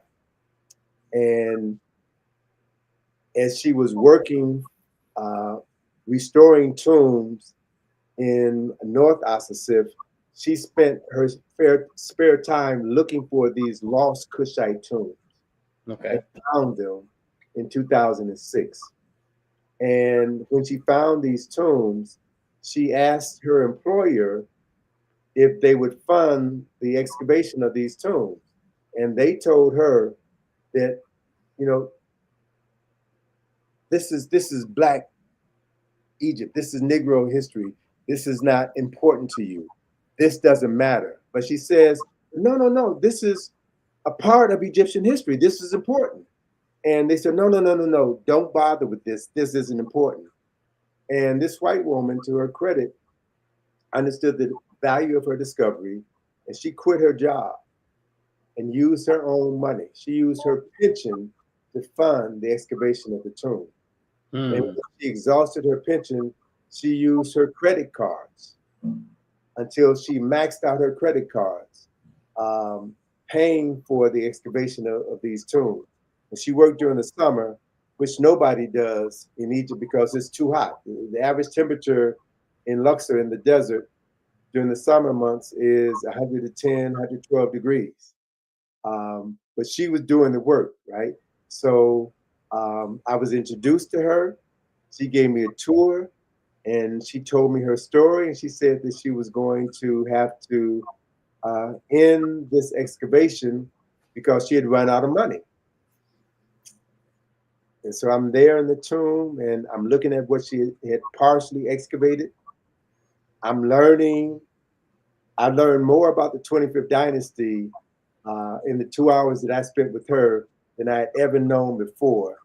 And I realized that this was the moment that I had been preparing all of my life for. And I could hear Dr. Clark in one ear saying, Tony, this is why we invested time in you, right? This is why, I wrote the introduction to Nile Valley Contributions because I saw something in you. I can hear Asa saying, look, we got your back. Step up and take on this project. And so I told Alina, well, look, I've made a little bit of money writing books about, Kemetic history and lecturing. I know some people. I can raise the money to ensure that this work continues. Hmm. So I created the framework for what became the ASA Restoration Project that summer, that July. And when I came home, I developed that framework. I called ASA's widow, Mayor Patsy Jo Hilliard, and told her that I would like to come to Atlanta to meet with her to share this idea I had for how I wanted to honor her husband. And I sat down at her kitchen table with her and her youngest son, Hakeem, and laid out the idea for the ASA Restoration Project. So the ASA Restoration Project was born on October the 21st, 2008. And we started raising money so that this work could continue. So as we're, raising money, so Alina can buy supplies and hire the workers, um, Alina said, well, Tony, you can't just raise the money so this work can continue. You have to be here. You got to participate. I'm not an archaeologist. Yeah, Right. you're not a fundraiser either, but you've been raising this money, so you have to be here. So with her insistence, I started coming and participating in the excavation. So that's how this project occurred. And what's really interesting, brother, is that 2 years after the project started, my friend Abu Naga uh, was diagnosed with pancreatic cancer and he died. Wow. So as I'm now processing his loss, the loss of Asa Hilliard, the loss of Ankh Ra, all these losses in the span of 4 years, I realized this brother knew he was ill, knew he was dying, and he wanted me to make that trip to the Western Desert. He wanted me to meet Alina and find out about this tomb. He set this whole thing up. That's when Mm, I began to realize, how the ancestors work. mm, They work through people, they work through our colleagues, they work through our friends. And we have to be in tune with, their voice. We have to be in tune with spirit and respond appropriately. mm. So everything that I've done throughout, my life, throughout my career, I've done as a result of my attunement to spirit. I'm not a trained historian. I'm not a trained Egyptologist. I'm not a trained writer. I'm not a trained researcher. I'm not a trained public speaker. I'm not a trained fundraiser. I'm not a trained archaeologist. Yet I made my living and I made history doing all of those things because of my understanding of spirit, because of my understanding of ancestors and this relationship between spirit, the ancestors, and us. And when we are in tune with the spirit and the ancestors, when we listen and when we honor them, then they will use us as vessels, as vehicles to continue their work. Just as um, Pianke and Shabaka and Taharka were all used as vehicles by their ancestors to do the work they did. That's what we're here for as living beings. We're here to be vessels for spirit, for ancestors to work through. And if we respect who and what we are and allow ourselves to be vessels of transformation, then we will have the ability to do some incredible things. Wow. That's a long answer to a question, so I try to speed up on my responses. No, no, no. That was an amazing answer. And I think in truth, there should be a moment of silence for just all the wisdom that was shared, the experience. There was so many lessons in, I mean, there's going to have to be a time where we just kind of sit and go through this and then pick apart the spiritual lessons, Mhm. the cultural lessons, the personal lessons, the personal development lessons that was just shared in your story. Like that is a whole world view right there. Let me. I just remembered that I forgot. I really forgot to answer your question correctly because you asked me about this connection of family with this tomb. So these tombs, um, Karabashkin tomb was the first Kushite tomb built in Waset in Luxor. Karabashkin was the mayor of Waset. He also was an architect, and he oversaw the restoration of Karnak Temple, Luxor Temple, and obviously the creation of the tombs, the Kushite tombs on the west bank of the Nile River. So his tomb was the first tomb that was built there. The second tomb, the largest tomb, the most beautiful tomb, is a tomb that was built for Karakamen. And then there was a third tomb that was built for a third individual, and for until from 2006 to 2018, we never knew the name of this individual because his tomb and all of the other tombs in that area have been appropriated by the royalty of the 26th dynasty. So they appropriated these tombs. Um, Crockett's tomb, for example, they covered up, plastered over his name, and wrote the name of someone else, and Mm. disposed of his body and put the body of another person in that tomb. I mean, it was a gorgeous tomb. So why build a new tomb when there's a tomb already here? All you do is dispose of the body. And I don't know. I don't know. I haven't done the research, but these were Kushite tombs, and they were run out by foreigners who put 26th dynasty rulers to run the country in their absence. So we're still talking about African people, 26th dynasty. We're still talking about African people who kicked out the African Cushites and then usurped, appropriated their tombs. So that third tomb we knew was a tomb that was reused for a woman by the name of Itieru, who was a administrator to um, the daughter of the 26th Samtik, the daughter of the king of the 26th dynasty. So we were referring to that tomb as Itieru's tomb until 2018, when we started excavating in the sun court of that tomb and saw the name of the original inhabitant of the tomb. His name is Nezba Neb Jed. All three of these men were priests of Amen who worked at Karnak Temple on the East Bank. And so as we began to discover more about these tombs, we found that Karakamen's brother was buried in one of the chapels in his tomb. And he also was the priest of Amen at Karnak Temple.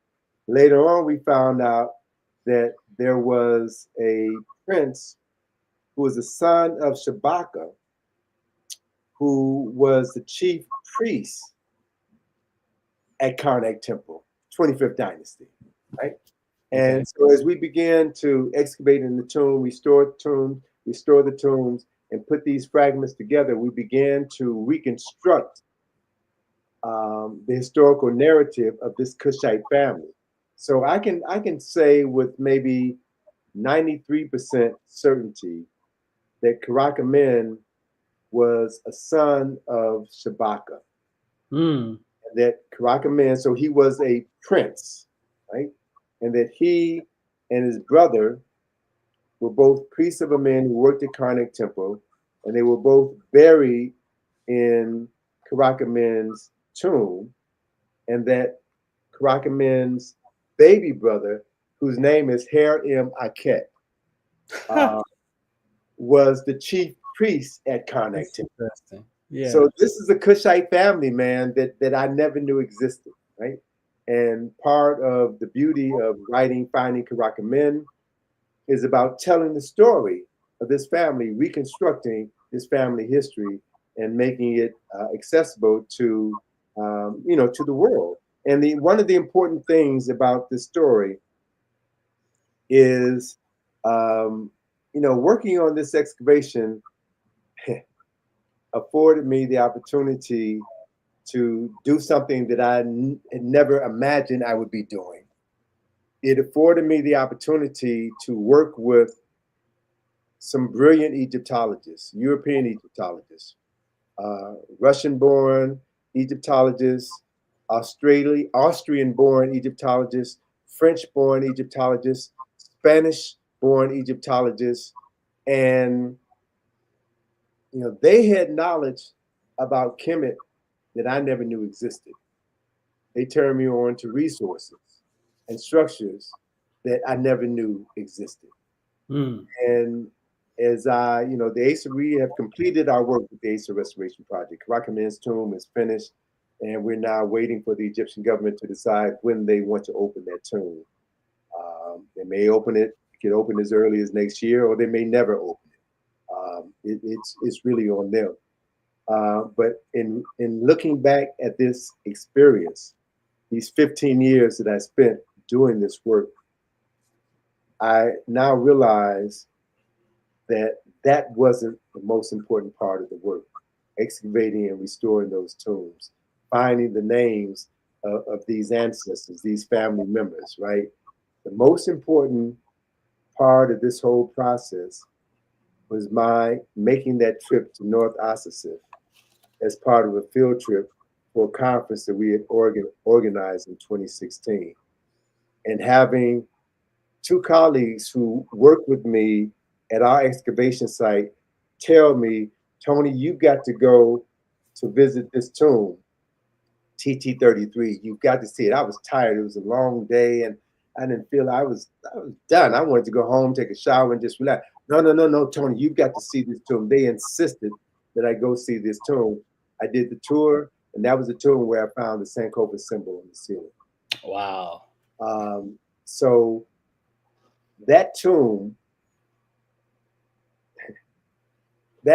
brother, is one of the most important structures in Egypt that 99.9% of people have never heard of before.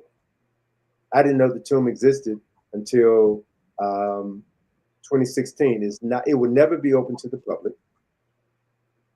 It's significant because it is the largest tomb in all of Egypt, It's bigger the than bigger than any tomb in the Valley of the Kings.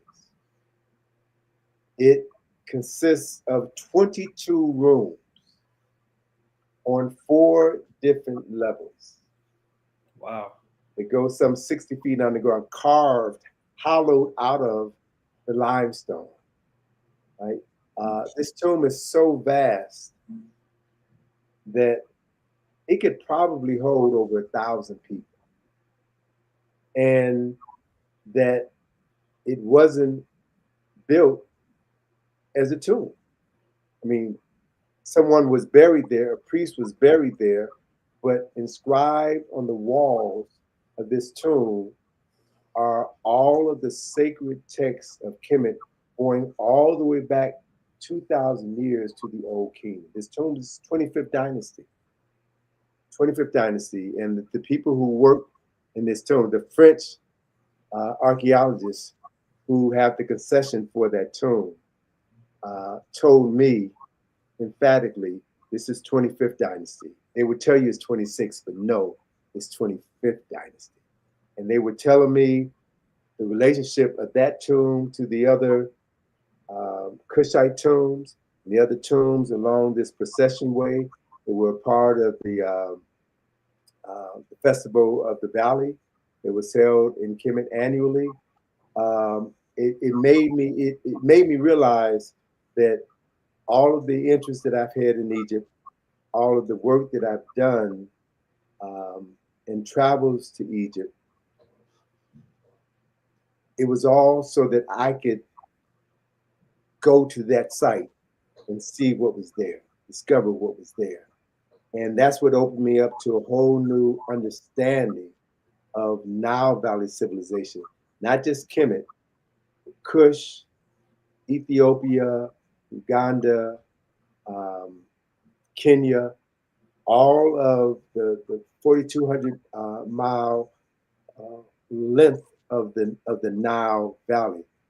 All of this is part of one cultural tradition, and that is part of that tradition, as these priests and priestesses realized um, in the 6th century BC, when the invaders kept coming with more powerful weapons and larger armies, they knew that Kemet was going to fall. They knew ultimately the Kush was going to fall. And they made a decision to parcel up pieces of their knowledge, their philosophy, their science, their astronomical traditions, their religious traditions. They parceled up that knowledge and dispatched that knowledge in at least 6 different migrations of Africans from the Nile to the Niger. So the book by Abubakar Alam, Paths from the Nile, then connects the dots. And we now can begin to trace the migration of Nile Valley people and Nile Valley culture from the Nile Valley to the Niger Valley. And we know through studying uh, African and African American history that the Africans who wound up in the Americas came from the Niger Valley, came from West Africa. So I can now begin to draw direct parallels between Africans in America and Africans in West Africa and East Africa. Saving Browder. Before I forget, because I was going to, um, I wanted to share this one story that's connected to what you're saying now. Okay. Um, so we do some work in West Africa. You're familiar, and well, last year there was a sister staying with me and I was interviewing her and I wanted to know about her traditions. Where was And she from? she's from Ghana. She's from Yeah. Ghana. Um, and she told me about a funeral tradition. I'm gonna just say it to you, and I bet you already gonna know what's up. In that funeral tradition, they put coins in the casket for, and you already know what Yeah. for. Yeah. Yeah. Yeah. Yeah. And once they said that, I was like, when she said, I was like, I was stunned. Their tradition today, if there's a funeral today, they put coins in the casket because they will need it later on. Mm-hmm. Mm-hmm. So in um, 2022, 22, my daughter and I were installed in in Ghana, and the village where we were installed. The story of the founder of that village was that he migrated to Ghana from Mali. And his story was that his ancestors migrated to Mali from Kemet. Hmm. And within there's a song that the members and I'm blanking on the name of that village, so please excuse me. In West Africa, it's in the Cape Coast region of Ghana. Um, there's a song that the members of that village sing, and in that song, it makes reference to Kemet. And the people just sing the song because they've been singing it all their lives, but they have no knowledge of of the Kemetic relationships. Wow. Many of them have no knowledge. And what was interesting, I have a friend, Sister Damali, Brenda Winstead. You're familiar with Brenda, right? She made this shirt I'm wearing, as a matter of fact. Every year in February, every February, she goes to Mali to buy her fabric for the fashions that she's going to make that year, to oversee the production of the indigo that she's going to use in her designs. So she was in Mali a couple of years ago. It was like 2, 3 years ago. And so I was sharing with her, my interest in finding traditions in Mali that might have originated in the Nile Valley. And she sent me photographs of Tekenu Wow. in Mali. Now they are contemporary. They were built during contemporary times, but they speak to the culture and traditions. And unfortunately, she wasn't able to find anyone who could um, tell her the purpose behind the construction of the Tekenu, and she couldn't find anybody who could give me the historical information that I was looking for. But that's the next leg of this journey, to speak with elders in West Africa who have an awareness of these migrations and the traditions that have been incorporated into traditions in Ghana, Senegal, Nigeria, Cameroon, and of course, Mali with the Dogon.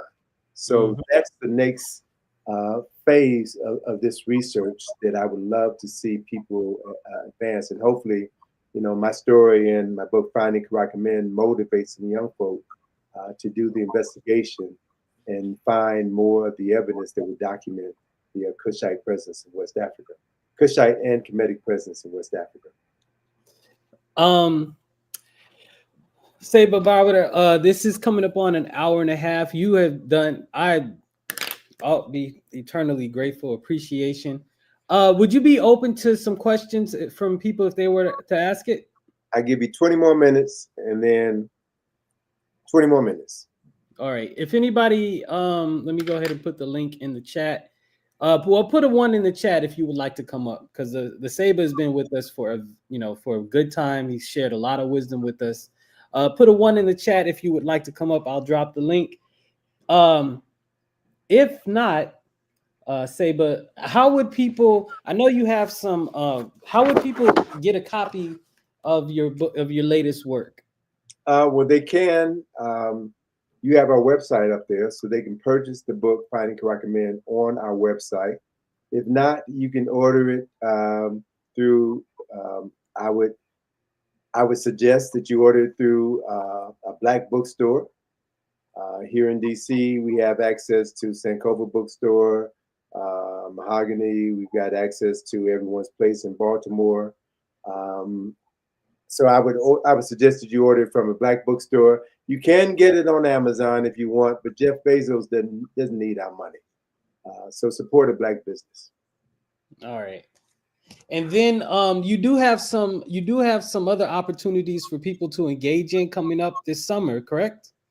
Yeah, well, actually, we have an event coming up in March where we are going to unveil our latest project, the John Henry Clark Enhanced History Project. That's going to be at the IKG Center in DC, in the Thurgood Marshall Center in DC on March the 22nd. We'll be advertising that event soon, so keep your eyes and ears open.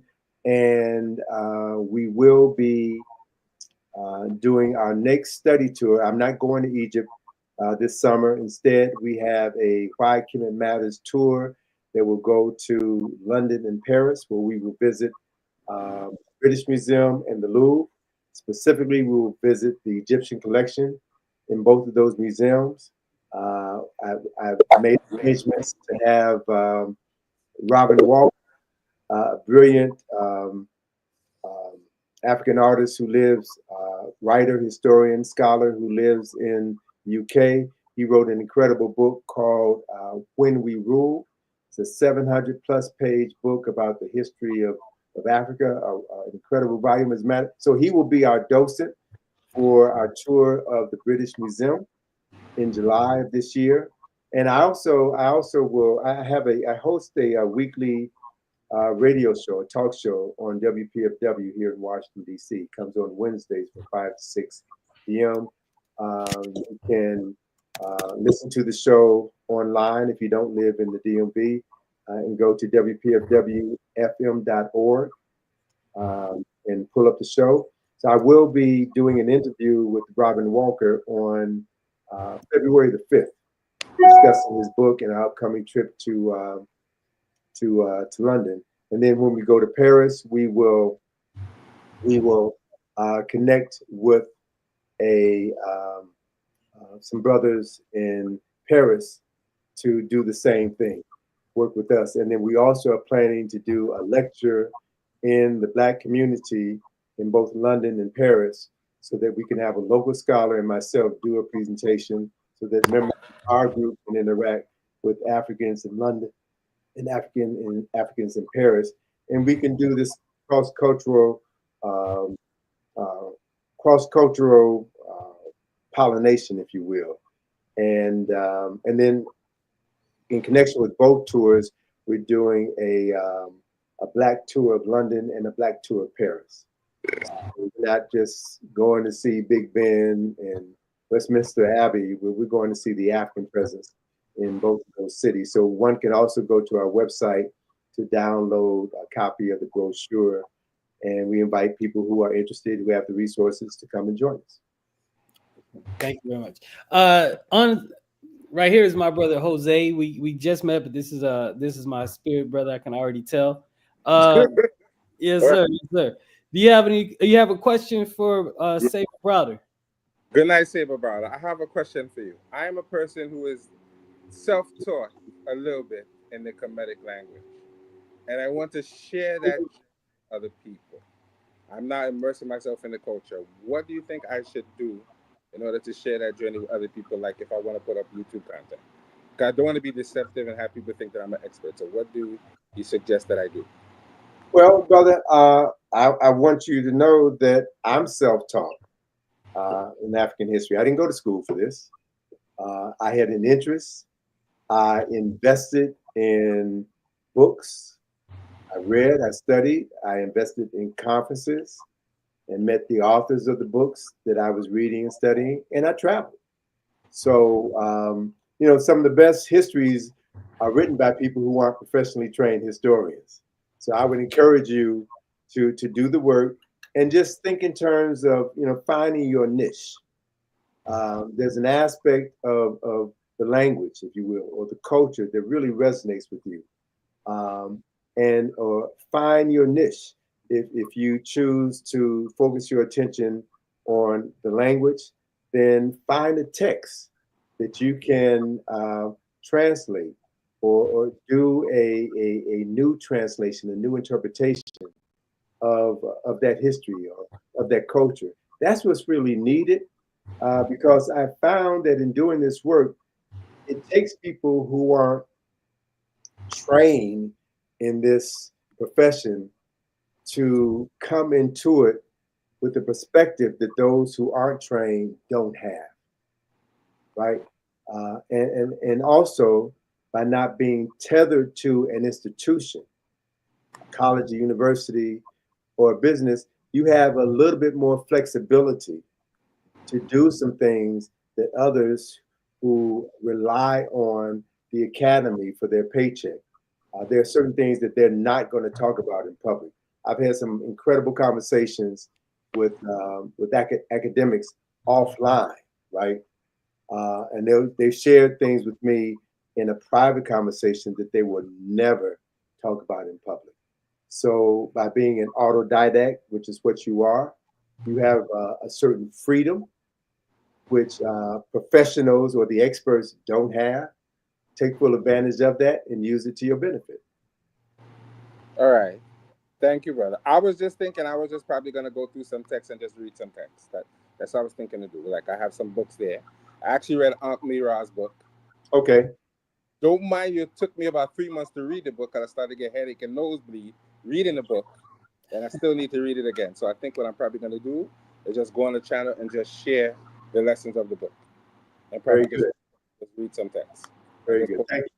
I think that's good. And also too, to provide an interpretation of the text, because as I was, becoming more familiar with the history and culture, I was encountering scholars and experts in Medu Neter who were telling me that nobody who takes the language seriously refers to Wallace Budge, because Budge was in a hurry to make a name for himself, to publish information, to write books, that he made a lot of mistakes. So once you really know the language, you learn whose interpretations are more on the mark. And then not only do you have this issue with the translation of the text, the transliteration of the text is another thing altogether. And people bring their cultural biases to the transliteration. So the more you can interpret African people, African history, African culture, African spiritual traditions, literary traditions, philosophical traditions, scientific traditions, from an African-centered perspective, the closer you get to the source. So I would encourage you to allow your soul to guide you as you do this work. You know, it's amazing how I accidentally found people who could help me. And let me tell you this, I would like to have a great story on how I started to learn the language. But the honest truth is, I was watching a YouTube channel called Smash Rockwell Channel, and I started to feel pretty stupid because I couldn't read the language. And I just decided I was going to learn. And one of your brothers, Brother Jabari Osaze, recommended Aunt Mira's book. Yeah. And I read the book, and I find it is an interesting book. I've just accidentally been discovering things. Okay. Well, look, brother. Well, first of all, Aunt Mira's book is it's a book on Kemetic grammar, right? So it's not just a book on how to write Medu Neter, read Medu Neter. It focuses merely on the grammar, which is another level of learning. But I would encourage you. So I've lived my life with the understanding that there is no such thing as chance, coincidence, or accident in a universe ruled by law and divine order. Everything happens for a reason. All right, so I'm gonna take your advice, and I'm gonna do that. All right. I'm probably going to get in trouble for doing it though. Well, as I hate to quote John Lewis, but if you're gonna get in trouble, make sure it's good trouble. All right. All right. Thanks, brother. You have a good night. All right. Thank you. Peace. Okay, we got another good brother here. This is one of my brothers here. Brother, you have a question for Saber Browder? Brother Heru, how are you? Nice, nice to meet you. Salute to. Don't have an echo. Good in yourself. Yes, Is go there, ahead. Ready for is your there? question? We can hear you, brother. Okay, I was making sure it wasn't an echo. First and foremost, I want to salute to you, Mr. Browder. You know, I got your literature. You feel me? Sure. Salute to you. And I just have one question. Mm-hmm. Remute my thing because I hear an echo. I'm sorry. No, we're good. We can hear you fine. Okay, well, it's on my end. All right. And turn your audio down. Turn your volume down on your end. Oh, all right, there we go. My question to you is, what feeling did you get when you first like set foot on sacred grounds, and like when you was like when you seen the pyramids, got close to the pyramids, and then I'm sure you've been inside the pyramids. Like, what feeling did you like? Can you describe the feeling you got? Because that's something that I want to do in my lifetime. Well, I've had different feelings, different times. I've been to Egypt 68 times, and I've had different feelings and different experiences during different trips. But one of the most significant experiences for me was during my 13th trip to Egypt. And I got to say, like most people, and let me be honest, let me be truthful, like most African Americans, traveled to Egypt, glad to be in Africa, glad to put my foot on African soil. And I'm proud to be here in the land of my ancestors, and I'm coming with the right spirit, and I'm gonna feel the spirit of Imhotep. I'm gonna find something that's gonna confirm that, I was tripping, and most folk who do that are tripping. All right. Most of the perceptions that we have about Kemet are 1,000% wrong. All right. And it took me 13 trips to Kemet to finally get over myself and tripping. And because of the fact that I have a background in art, design, and architecture. My freshman year in college at the University of Illinois, I took classes in architecture. I really actually wanted to be an architect. And so when I'm in Kemet, I'm there to understand the history and learn the history, but I'm also looking at the art. I'm also looking at the art through the eyes of an artist. How did they make this? Why did they select this material? Just appreciating the craftsmanship. When I'm looking at buildings, all of the architecture in Kemet, I'm looking at the architecture from that same perspective. Why did they design it this way? Why did they use these materials? What's the purpose of this? So I'm asking myself all of these questions. And so it was on my 13th trip. I was in the Hypostyle Hall of Karnak Temple. And I finally shut my ego down and allowed myself to just be present in this space. And I allowed my imagination to take command of the moment. So I'm thinking like an architect, I'm thinking like a designer, and I'm imagining the space being constructed. And then I'm imagining the space being utilized after it was constructed. And as I'm imagining this, visualizing this, putting myself in that space and seeing, 83,000 people worked at Karnak Temple, I said. So I could just imagine thousands of people engaging in a procession down the central axis of that temple, going through the hypostyle hall, focusing toward the shrine room of Amen, right? And as I allowed myself to imagine what that was like, it all of a sudden it dawned on me that these people who created these structures and who maintain these structures and perform the rituals to keep Ma'at present within these structures, these were human beings. And I mean that in the literal sense of the word human. Human is a Sanskrit word comprised of two words, word hu, which means God, and the word man that means mind. So a human is a God-minded person. You're not God, but you have access to tap into the consciousness of the creator, right? And I realized that these were people who had that capacity. And we today, living in the 20th century then, the 21st century now, we are functioning on a subhuman level and don't even realize it. We think we're smart. We think we got it going on. We don't have a clue of what it means to be human. We really don't. And what I am at this point in my life, at this point in my career, what I'm really encouraging folk who are interested in the subject matter to do is take your ego out of the equation. Stop talking about, and this is just my own personal feeling. Stop talking about what our ancestors did when we were in Kemet. It was holy place. It was this, that, and the other. That doesn't mean anything if you aren't applying those principles in your life now.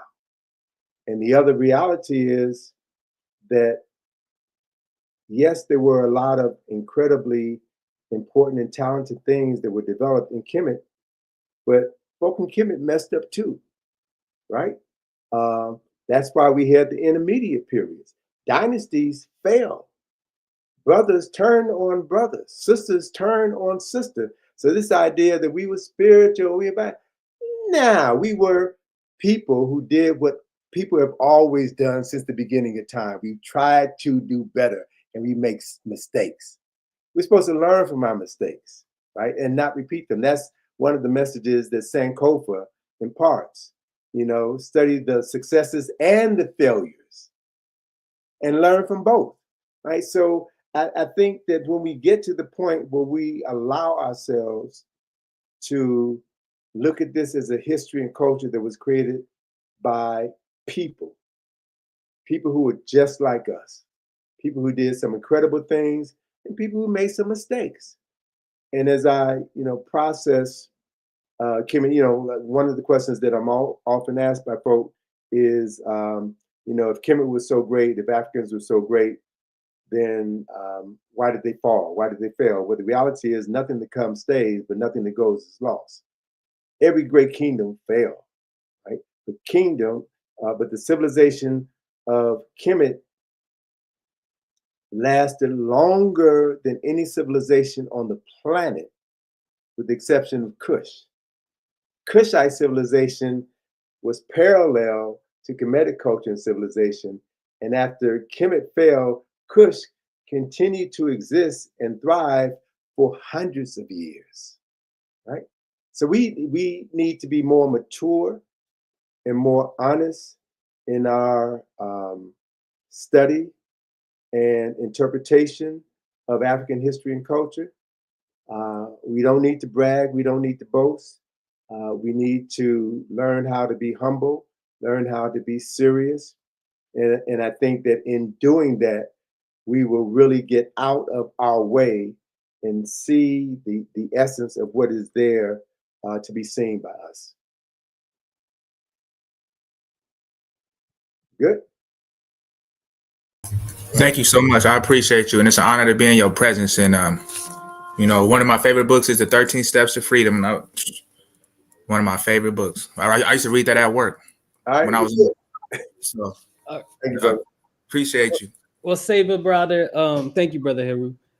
Saber Browder, this is the 20 minutes. I am so grateful for your presence, sir. Thank you for your work.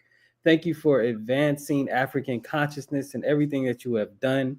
I am going to be eternally grateful for your presence in my lifetime and for your impact that you've had on me. All right. Well, thank you, brother. Thank you for being persistent. Thank you for turning me on to the pottery with the Sankofa bird. It's made my journey more enjoyable.